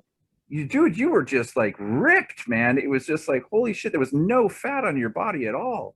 I was just No, like, there is, what man. the fuck, man? He is Yeah. healthy. Every day, every morning, 1 hour, man, and I do like 200 push-ups and stuff like that. Wow. It's good. I love Wow. it. I love it. Wow. Yeah, I went out And today and I ran 2K and you do 200 push-ups. Jesus. I had to fight to get to 60. So, but I'm starting, I'm starting. I'm on this keto diet now. And so you know, I've completely kicked carbohydrates out of my diet. And I'm really like counting everything on the back of packages now. And like, I'm really super focused. And you can see I got my striped Tommy Lee pants on, and I actually put them on tonight. And I was like, holy shit, man, the waist is loose, So this whole diet thing is actually working. So got a little ways to go, probably another 4 months to go to get where I want to be. But yeah, yeah, but it's discipline, man. It's discipline, and then you will start enjoying it because I really enjoy it. If I don't do it, I don't feel right. I have to do. I have to well, fucking hang on things. I'm fucking Tarzan at the moment. I don't know. well, I just Like, started this keto diet, so I'm still getting used to it, and it's really difficult, not having potato chips and cookies and chocolate and all those things that were, you know, oh, cookies, man. yeah, Me too. No yeah, cakes anymore. yeah, Oh, yeah, so yeah, sad. yeah, a big glass of milk and some chocolate chip cookies. Oh fuck, man, that's like Uh, sex, I'm turning into a straight age kind of thing, like XXX. Well, no, apart one thing, which is really good. Right, that's Mm. good. Yep. what else do you do as far as like, health wise? I mean, so you got your yoga, and do you do any kind of like other kind of sports, or is it just, is yoga your thing? Is that how you got like to the point where you're at right now? Uh, Because I mean, you look great, dude. I mean, you're physically fit, you look healthy. And has it all been just from I yoga? Yeah, yoga. Yeah, Wow. yoga. It's been Wow. for quite a few years now, and then I am careful with what I eat. Stuff like Okay. Like I'm not vegan or vegetarian. I eat meat, but rarely, Hmm. and I do fasting a lot. Yeah, I was doing intermittent fasting for a long time, but it wasn't working. And then I realized that the food that I was eating was still the food that was my menu from when I was working out in the gym. And when you stop working out in the gym, and if you continue with like eating muesli and all of that stuff, bread, it just turns to fat, and it never burns off. Because if you add potato chips or chocolate and stuff like that, which all things that you can eat when you're training, but if you quit training, it immediately turns into fat. And so your muscles are just looking for sugar, and so it just turns into fat. And I was eating a lot of pasta. You're Italian, so it's like you understand how Well, I'm. I eat pasta every day, man, but it's okay. I walk a lot. Yeah, I walk a lot. I go to work, and it's like few miles, to go and come back. See, that's fascinating to me, man, because like if you're eating pasta and you're just doing yoga, yoga is really the fucking magic answer, man. Yeah, but I do yoga, but I had push-ups like 200 a day, and you know, Yeah, and but a I lot mean, of that's other still, that's things. just like the chest, and stuff like that. But like as far as like weight loss and keeping weight off, it seems like yoga is really like the way to Yeah, go. Wow, yeah. that's pretty amazing. I mean, everybody tells me it, so I don't know why I'm not, focusing more on it. It's taken me a while to get used to running, and also, yeah, just getting back into sports in general. But yeah, cool. And the record shop, you own your own record shop. Yeah, yeah. Yeah, to It's in tell. Camden Town, which is like still the alternative zone of London. And the name of the record shop is Moon Jelly, and it comes, Mongelli, yeah, yeah, it comes from it, your last name Mongelli. Yeah, and yeah, Mongelli, yeah, and yeah. yeah, Mongelli, and yeah, it's been there for for a few years now, and maybe I will open another shop. Really. Yeah, but not records, something else. I like business. I'm good in business, with money. So, Yeah, if I could choose, I but would do the same thing. And but I would like to do like live performances in the shop, and I'd also like to have like a little side business off to the side as a event producer. And for doing productions and live shows and readings or any kind of like little small performances and whatnot. So yeah, but again, I'm not going to give you anybody my secrets. no, no, no. No. And how's it going? Well, then my life is okay. Apart, I've been heartbroken for a couple of years, and I getting just very read hard. I just read a thing today, not read a thing. I just saw a thing with what's his name? Well, now I can't believe that it's he was a comedian, Russell Brand, and he Yeah, just did a really cool thing today about the broken heart and the science of healing and whatnot. And people are now starting to realize um, the effects of mental illness, when it comes to the broken heart, and how people always say, "Oh, just get over it," and the best way to get over one is to get under one, and all this kind of stuff. I And like Russell Brand. I'm following him. I was really surprised when got into him on the internet. It was like, wow, Mm, that's great. And yeah, when people say that, oh, come on, stop thinking about it, stop thinking about it. mm, Not easy to say, but not easy to do. And yeah, I've been close, that close to fucking do my blog. mm. So, and still, I can't get over it. And you know, unfortunately, happens in life a couple of times Yeah, to sure. everyone. Yeah, sure. I And mean, my secret, my situation is not a secret really to anybody on the internet, as far as my public breakdown after my separation. And so, it's something that more people should talk about more openly. And it's even more important that, good friends talk about it and that circles talk about it and that it actually becomes more of a subject that people can actually understand that it's actually a physical illness and that it actually has a very, very big effect on mental illness. And the broken heart's an actual real serious thing.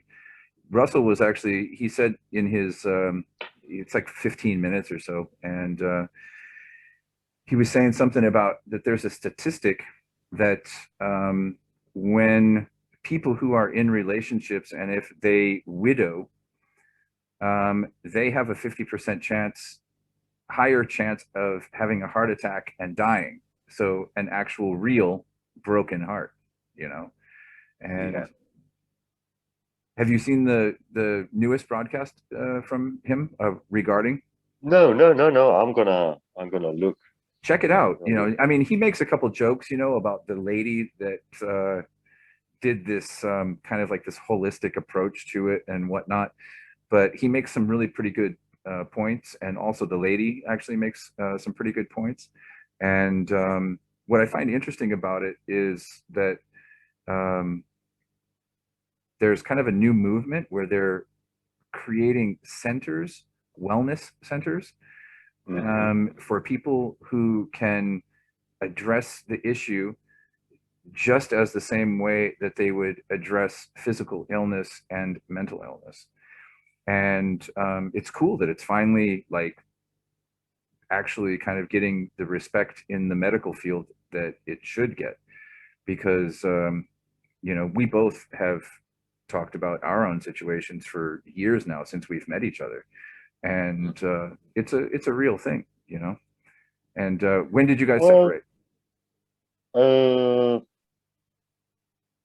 6 months ago.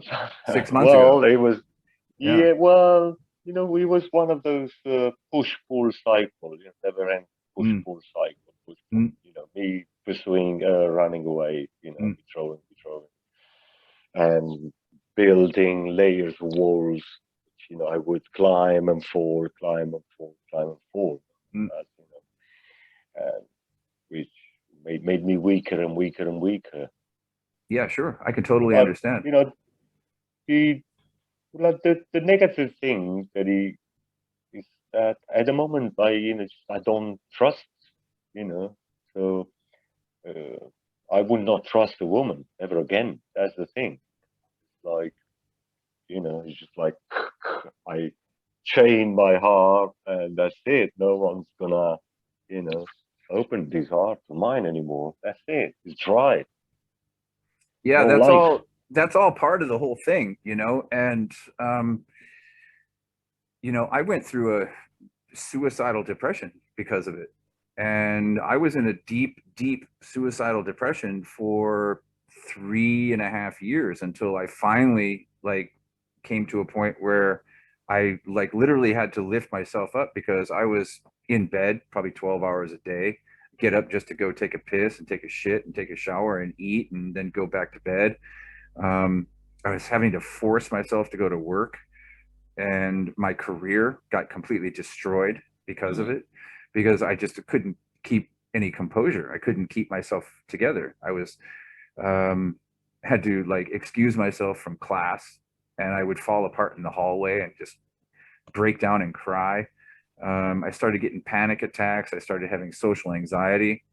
I was, Exactly. yeah, I I know was, what you mean. I know what you mean. I don't want to go out anymore. It's just yeah, it's, same thing. and it's a really very, very serious thing. And then I finally decided, like, I fucking have to go to therapy.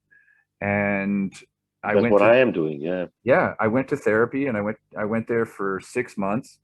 Um, I went on antidepressants, and I forget what the name of it was, but I went on until I finished uh,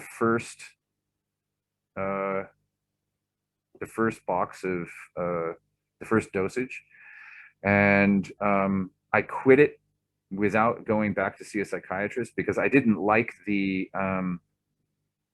side effect that made me feel in the neutral zone. I didn't like that, Mhm. you know.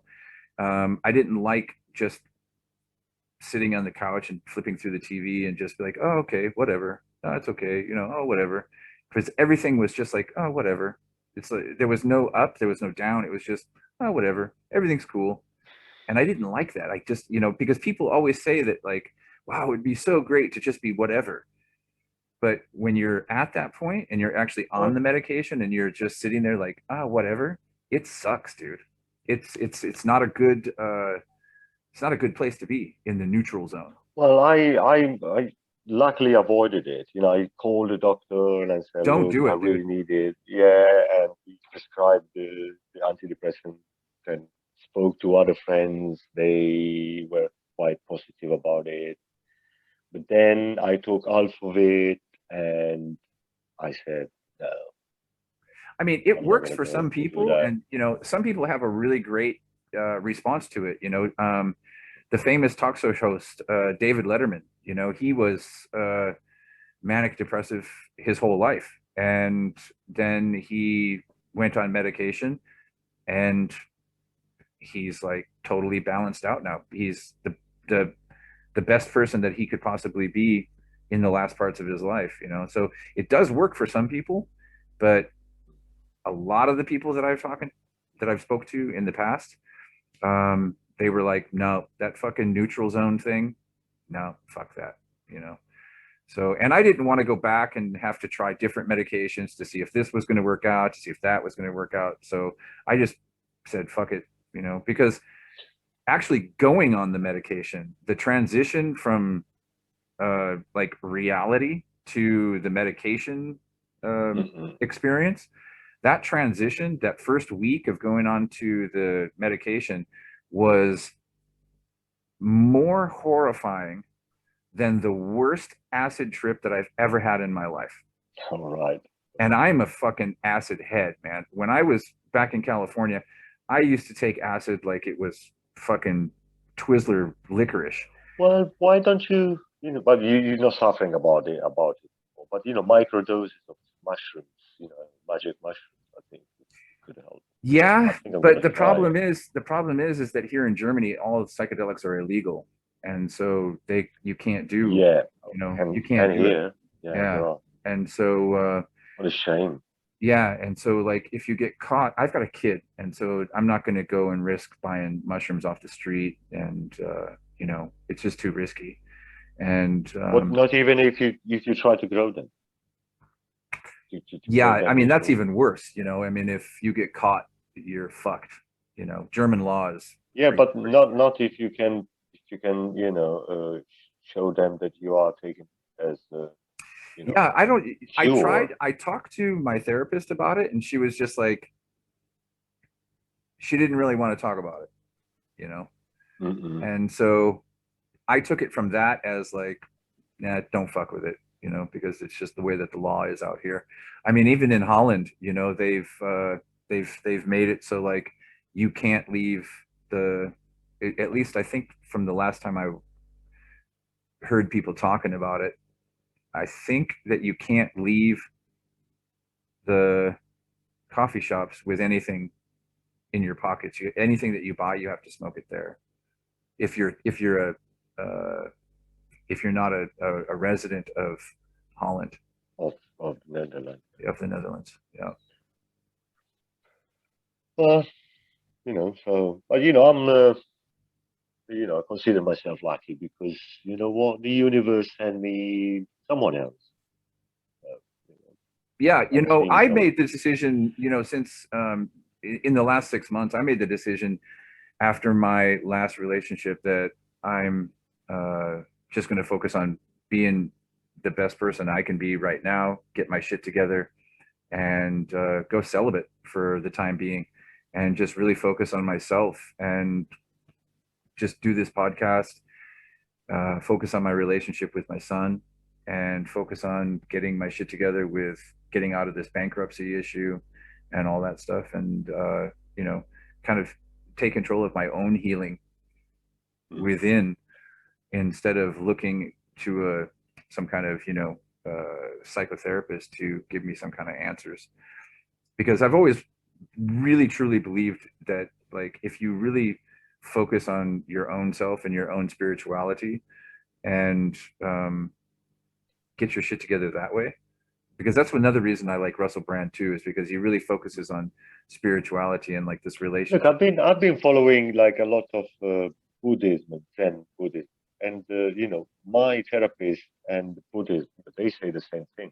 Yeah, So there's not a lot of difference between. It's like the only thing I don't like is of Buddhism is like you know I think it's too selfish.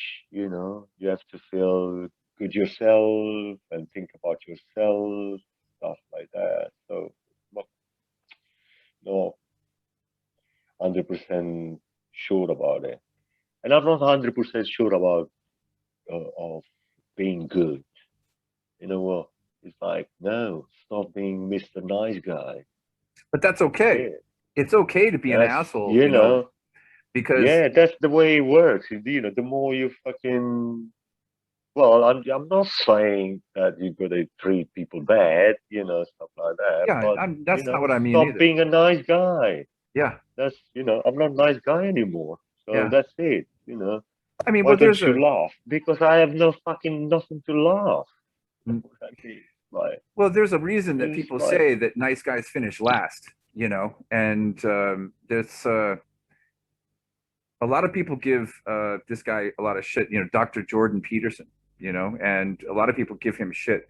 And a lot of people have really tried to put him into this like kind of right wing bullshit, that was a couple of years ago, and even now people try to start shit when you get into conversations about him. But you know, even he says, that you really have to focus on yourself, and you really have to, it's not just about being a nice guy. It's like you have to learn how to get your shit together and be able to coordinate within society, because if you don't, then people are just going to walk all over you, and they're just going to beat the shit out of you, and you're just going to get trampled yeah. on, and you don't want to go through life just being a doormat for everybody.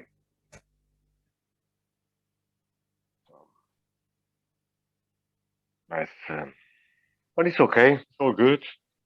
As I was saying, there's another woman who's, you know, taking good care of me, and we'll see how Yeah, this goes. yeah, more power to you, more power to you. What do you got coming up in like the near future? Do you got any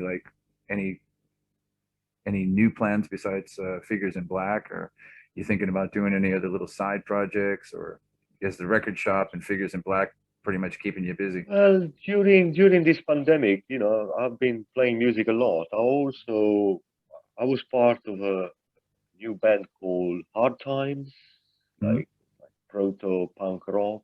Okay. Uh, we recorded 4 songs, which I don't know, they will be out soon. Super cool stuff, Hmm. like kind of New York Dolls, stuff like that. I was playing bass. Cool.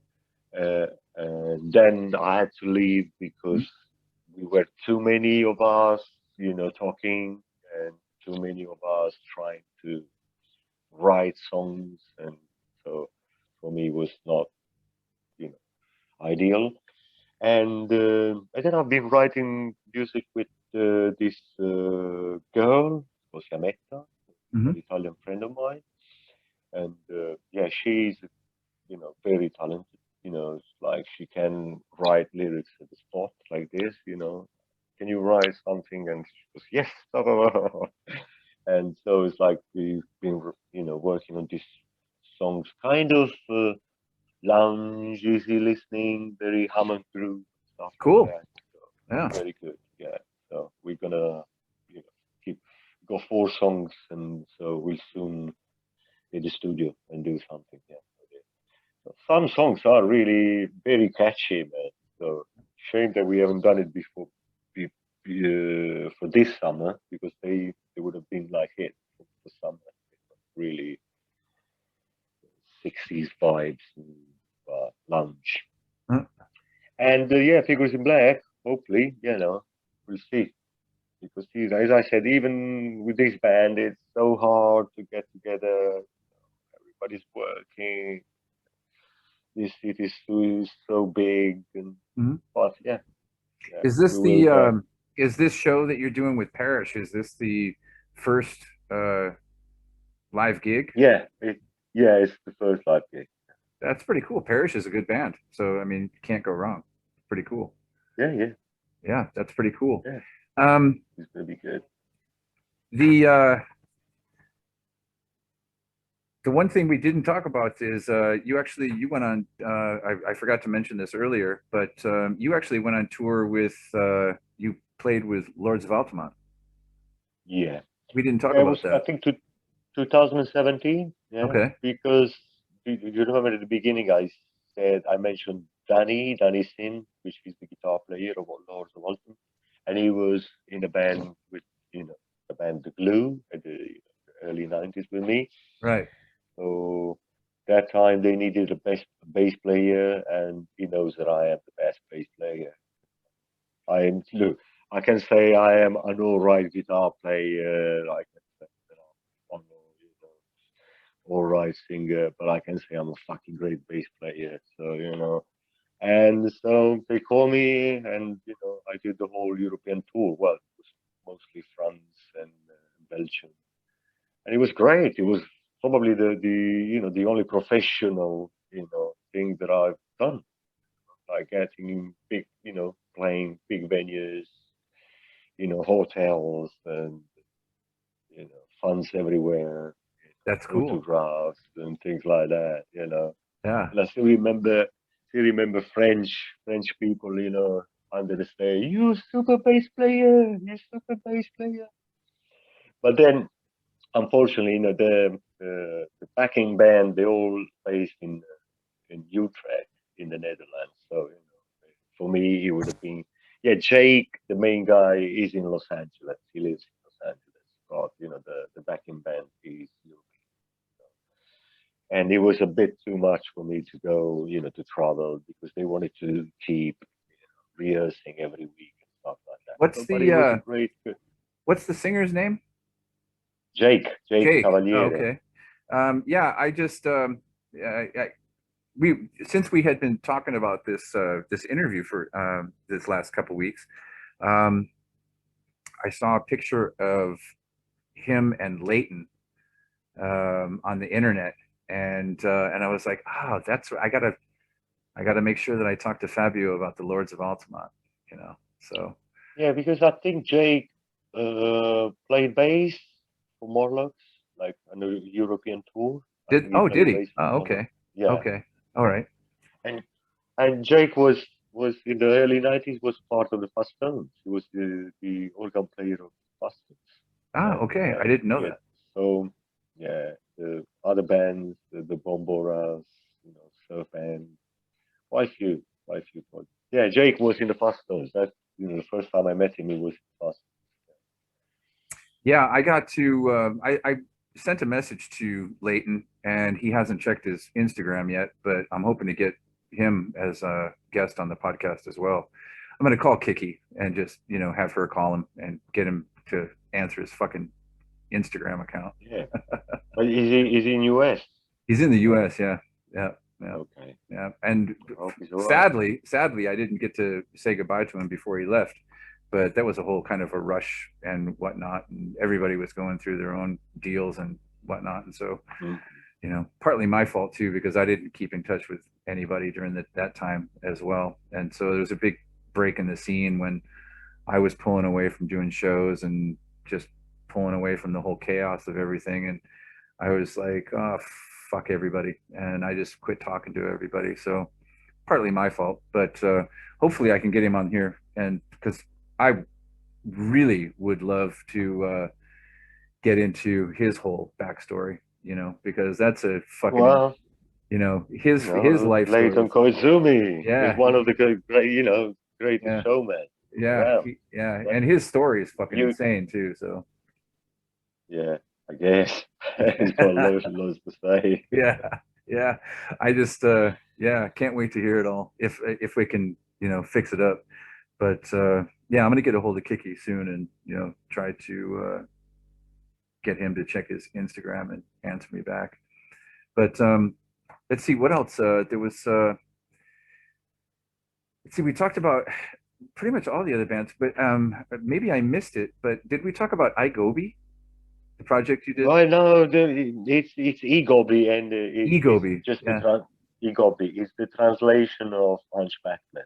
So Ah, it's the same band singing in Italian. okay, all right. Because when I was looking on the internet, So I was like, what the fuck, man? Because I couldn't figure out what the hell what that was. They had a big list of stuff, and everything was completely out of order, and uh, and so you got to get yeah, yourself we a did uh, we did we did we you did got a to. single and few tracks in Italian. So we thought it's a good That's what idea it to is. translate Okay. the name, Okay. the Well, that Hunchbacked Men. then that clears it up then. Okay, for me at least, you know. So I guess all the the record collectors, they know what it is, but I didn't know what it was all about. You got to get You yourself a know, we did. proper Wikipedia page or put something together for yourself so you can get everything all in like proper dates and lines and all that stuff. Well, shall I do it myself? You know, write about myself because that's Yeah, sure. Why not? fun. Fucking why not? Because like when I was looking up all your stuff, the only page that I could find where had a really good list of everything of yours was on Discogs. So, you know, maybe it's time to get yourself a Wikipedia or a proper web page. Fabio Mongelli, rock star. You know, Rock. Well, rock. I don't know about that, but yeah, maybe one day someone will write Yeah, about yeah. There you go. Yeah. So, you know, it. it's an invitation to all of you record collectors out there that want to set something up. You know, get him set up proper. You know. Let's see here. Uh, you know, both of us are we both have a big interest in ancient aliens and flying saucers and all that stuff. One of my big things right now, and that I'm following like every day, is this Pentagon report that just came out on the 25th. Did you follow up on it and did you read it? Well, no, I didn't read the report, but I read the news, and yeah, I What was is the blushing about it. what is the news in England? Are they covering it? Is this something that's on the news? Because it is fucking Well, all over the it's probably news. what you know, that they finally admitted that Yeah, there are extraterrestrial. Well, no, they didn't say extraterrestrial yet, but they admitted that these UFOs are real.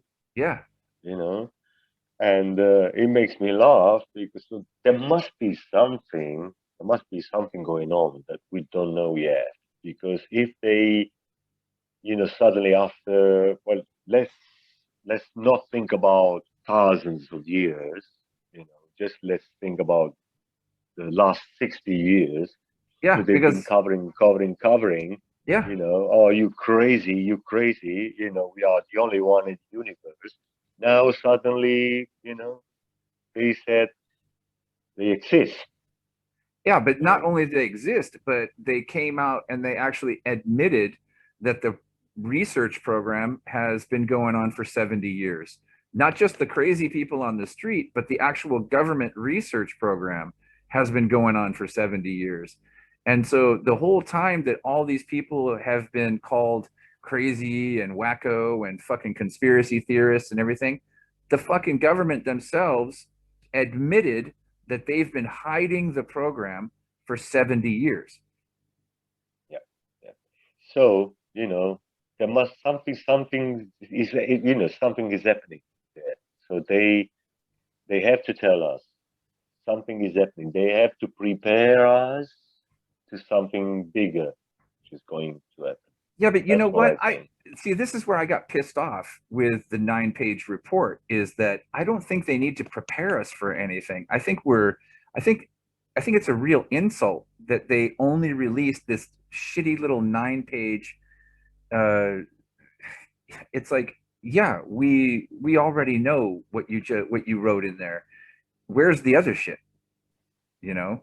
And that's where I got pissed off was that I believe that the world is and has been ready for disclosure. I think we're all ready just for them to say the fucking truth because it's not just the 170 cases or whatever that they said that they had been you know focusing on. Jeremy Corbell, who did the documentary that kind of broke this whole thing open with the Navy videos and the Air Force videos and all that stuff. Um, they just talked to him like 2 days ago after the report was put out, and he's like, hey, I'm really glad that this came out. It's awesome. And he's like, but this is just like the tip. He's like, because I know other shit.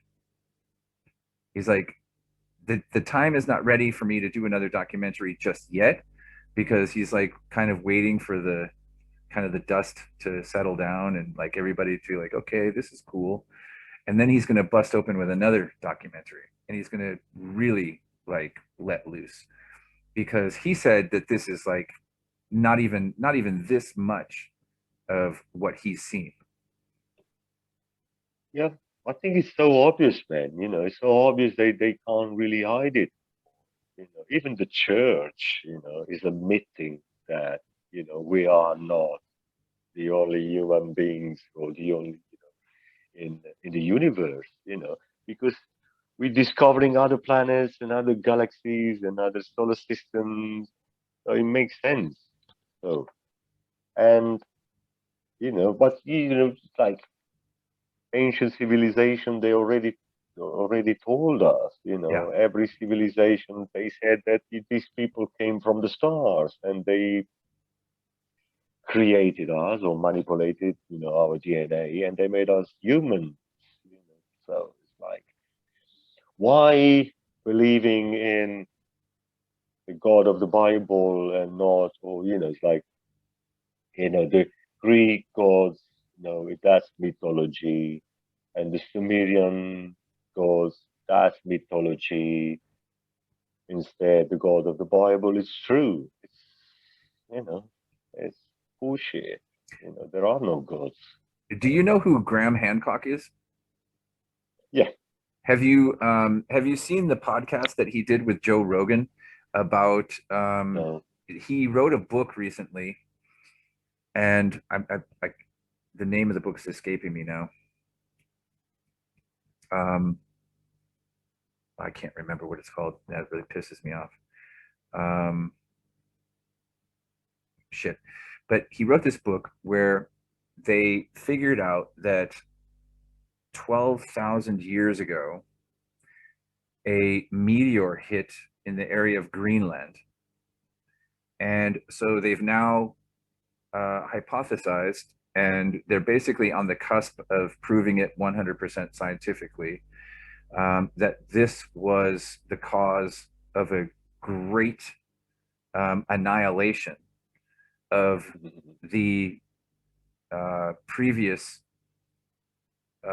culture from which we came from, and that this culture was a super advanced culture, and that the stories that we carried on and that the stories that we carry still today are not stories that we created from being like monkeys and then and whatnot. Yeah, the whole evolution um theory is that all all this stuff.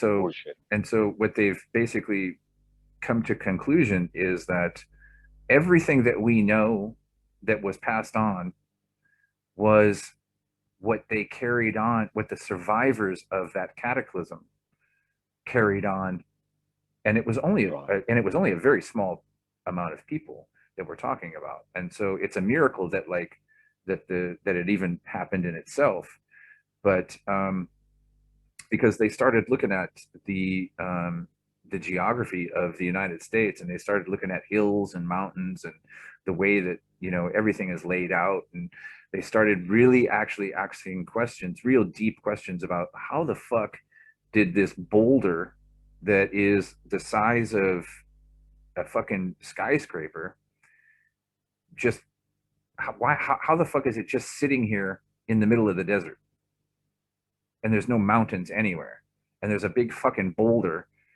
and it's just sitting here in the middle of the desert. And so they figured it out that there was a rush when this meteor hit, and it melted the fucking ice glaciers, and there was a tidal wave, a massive fucking tidal wave that just ripped across the whole northern continent and wiped a whole entire civilization clean. And that's why we can't Well, the find same, anything. the same of the flood. The Great Flood, the Great Deluge. Yeah, this is like They say the it's a same whole thing. nother theory. Yeah, but Yeah, is another theory. this is just this is a real cataclysm, though. This is like literally wiping everything out. This is just clean, like basically dumping water onto a chalkboard. Nothing remained. It was just wiped clean. And then there was a few survivors. There was just nothing after that. And so this is why all the archaeologists are arguing with it, because they're like, well, why can't we find anything? And it's like, well, think about it. If you've got a ice shelf that's a mile high and it melts instantly, you're not going to find anything.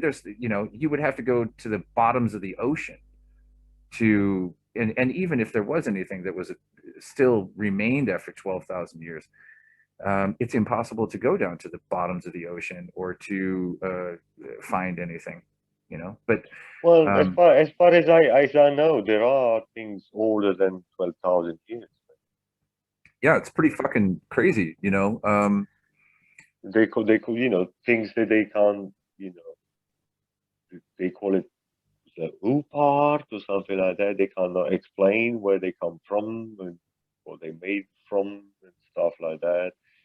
But I think we we have to go back at least 450,000 years. And there are proof of civilization, a well, lot have you been before following that. all the South America stuff?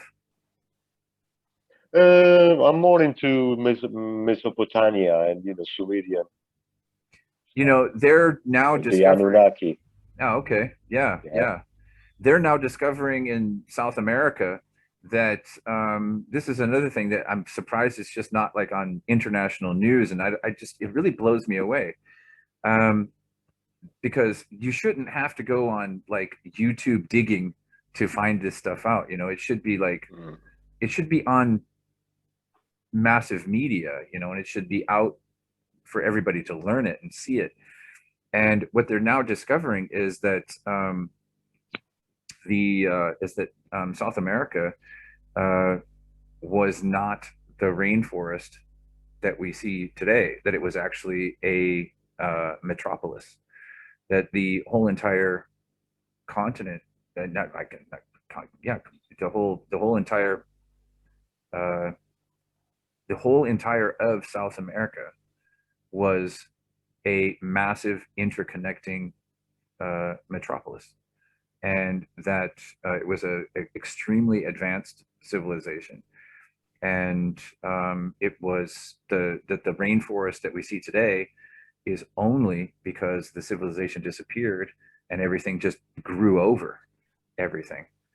And what they're finding out with like I forget what they call it, the type of radar that they're using, where it like goes down deep into the earth and it goes through the rainforest and then deep into the earth. And now they're finding out like cities that had, million, 3 million people big as Los Angeles, you know, and Wow. yeah, yeah, Yeah.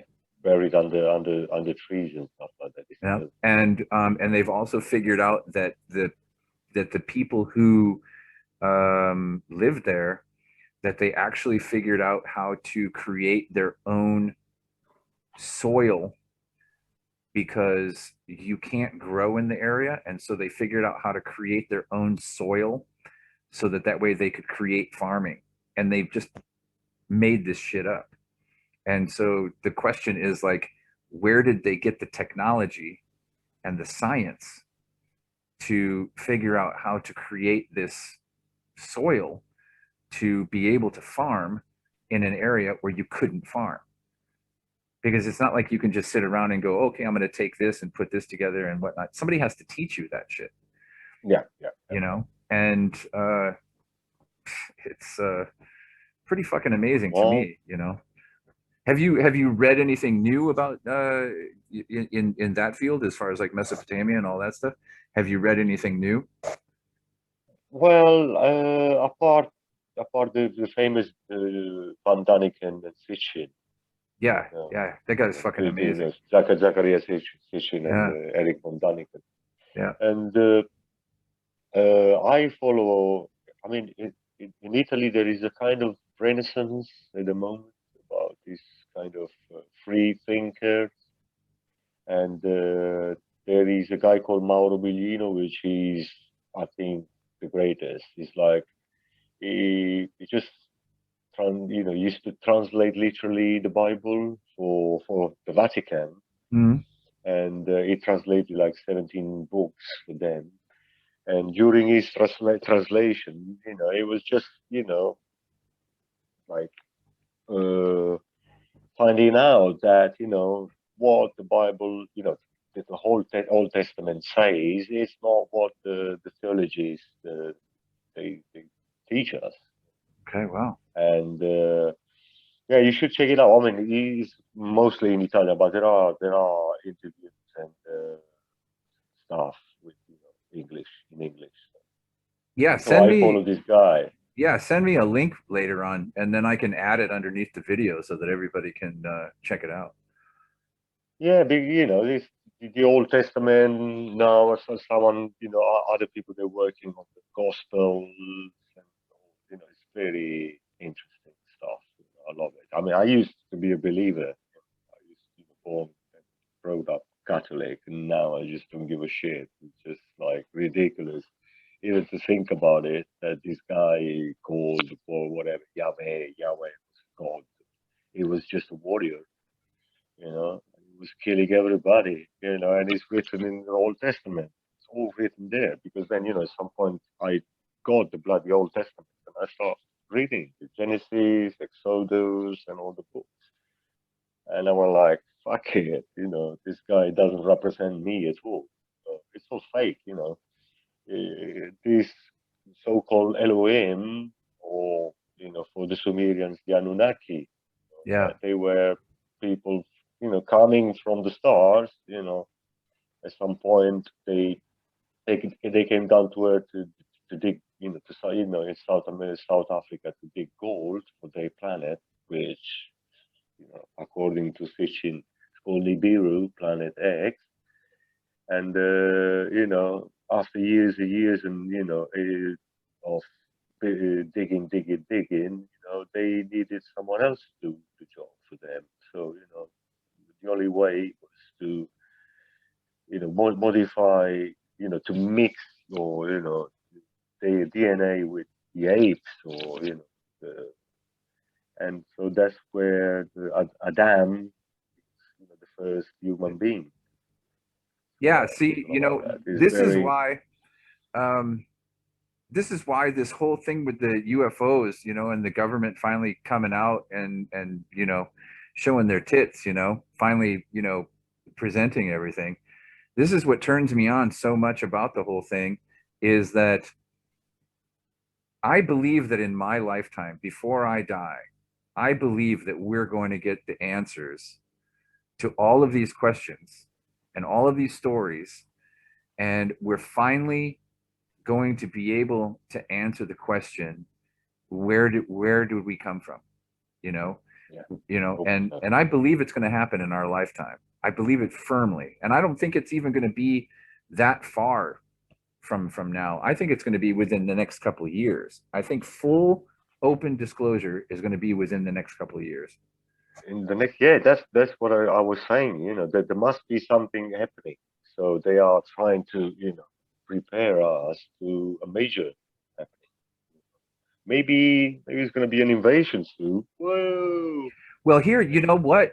Speaking of invasions, and this I love really to. sounds crazy, but I don't know what they call it. And this is what really embarrasses me the most about doing this podcast is like I know all this information about shit and I know like all this conversation material, but I always forget people's names and I forget names of books and Yeah, yeah, yeah. publications and all that shit, and I hate that. Um, the the former head of Israel's, I don't know if it was the Secret Service or some kind of like a CIA type thing, but it was some kind of a Secret Service military whatnot. Um, he's like 85 years old now, and he's like, "Fuck it, I got nothing to lose," you know. And he was head of this organization in Israel for like 30 some years, 40 years of something like this. And he recently came out and said that um, and this is where it gets really crazy because this is a real serious guy. It's not like some old man in the desert, looking up at the sky. He says that there is an international galactic federation, and that this intergalactic federation has been working with the world governments, and that, and here's where the next part, this is where it really gets crazy. And he said that Trump, President Trump, was going to do full disclosure and he was going to tell everybody about it when he created Space Force, the United States Space Force, because everybody was shitting on President Trump for creating this United States Space Force. And they were like, what the fuck do we need this? What is this? This is fucking crazy. And when you start putting the pieces together, it's like, well, um, I mean, how do you question this guy that was the leader of this fucking military organization in Israel? And how do you tell him, how do you, it's all the pieces, like they start to look like they're just getting moved into place, into place, into place, into place. And I said this to my friend the other day, and I was like, to me, this is as big if Jesus walked right out of the fucking Great Pyramid in the middle of the day and was like, hey, everybody, what's up? How's it going? I'm here. The wait's over. Anybody want some wine? Yeah, yep. Poof, here you go. This is for me, what Yeah, this is. man. It's the biggest fucking I'm thing in our I'm lives. I'm ready. Yeah, me I'm too. waiting. Yeah, me too. I'm fucking, I'll be the first one on the ship. Let's go. Beam me up, Yeah, Scotty. please adopt me. Yeah, let's you know, go. it's like, fuck Los Angeles. Let's go to fucking outer space, man. Yeah, Fabio, this is fucking cool, man. This was a really great talk. Yeah, man. Yeah, we're again, we're hit we hit 2 hours and 20 minutes. So I'm hitting my average here. It looks like I'm going to be the next Joe Rogan, doing 3 hour podcasts and whatnot. Anything you want to tell the people before we cut out of here? Anything? And you want to do some advertising for your show? And when's it coming up? Well, for the show is the 24th of July. Yeah. Okay. So if I call it restriction permitting, and if they don't keep locking us down, yeah, What's the it's what's gonna the be name of the fun. club again? Elgis. Okay, good. All right. Elgis in London is the Yeah, coolest place. yeah. Yeah, it's where it's at. It's the best. So you'll be opening up for Parrish, and Yeah, it'll be a fucking rock and roll show. it will be very loud, so make sure you bring your protection, something like that. Right on. Yeah, Fabio, stick around for a minute till when I cut this thing off, and that way we can chat for a minute. Thank you very much for and sitting and you, doing man, this with me. You thank know, you. It's lovely. I wish you the best of luck with your new project and the record shop, and to continue to have good luck with your family and your son and your new relationships wherever they might go in the near future. I love you, man. Thank you very much. I And I appreciate love it. you too. You know. Thank you, man. Thank you. Okay, everybody. Bye. So there it was. That was number 6, and stay tuned because there's more to come. And the next guest.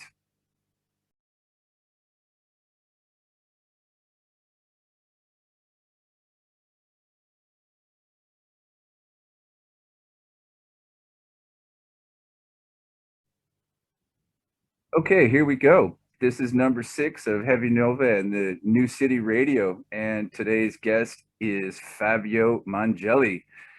And we're talking live from Italy. And no, we're not in Italy, we're in London.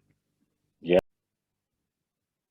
Okay, so here we are for number 6 of Heavy Nova and the, oops, hold on. Nope.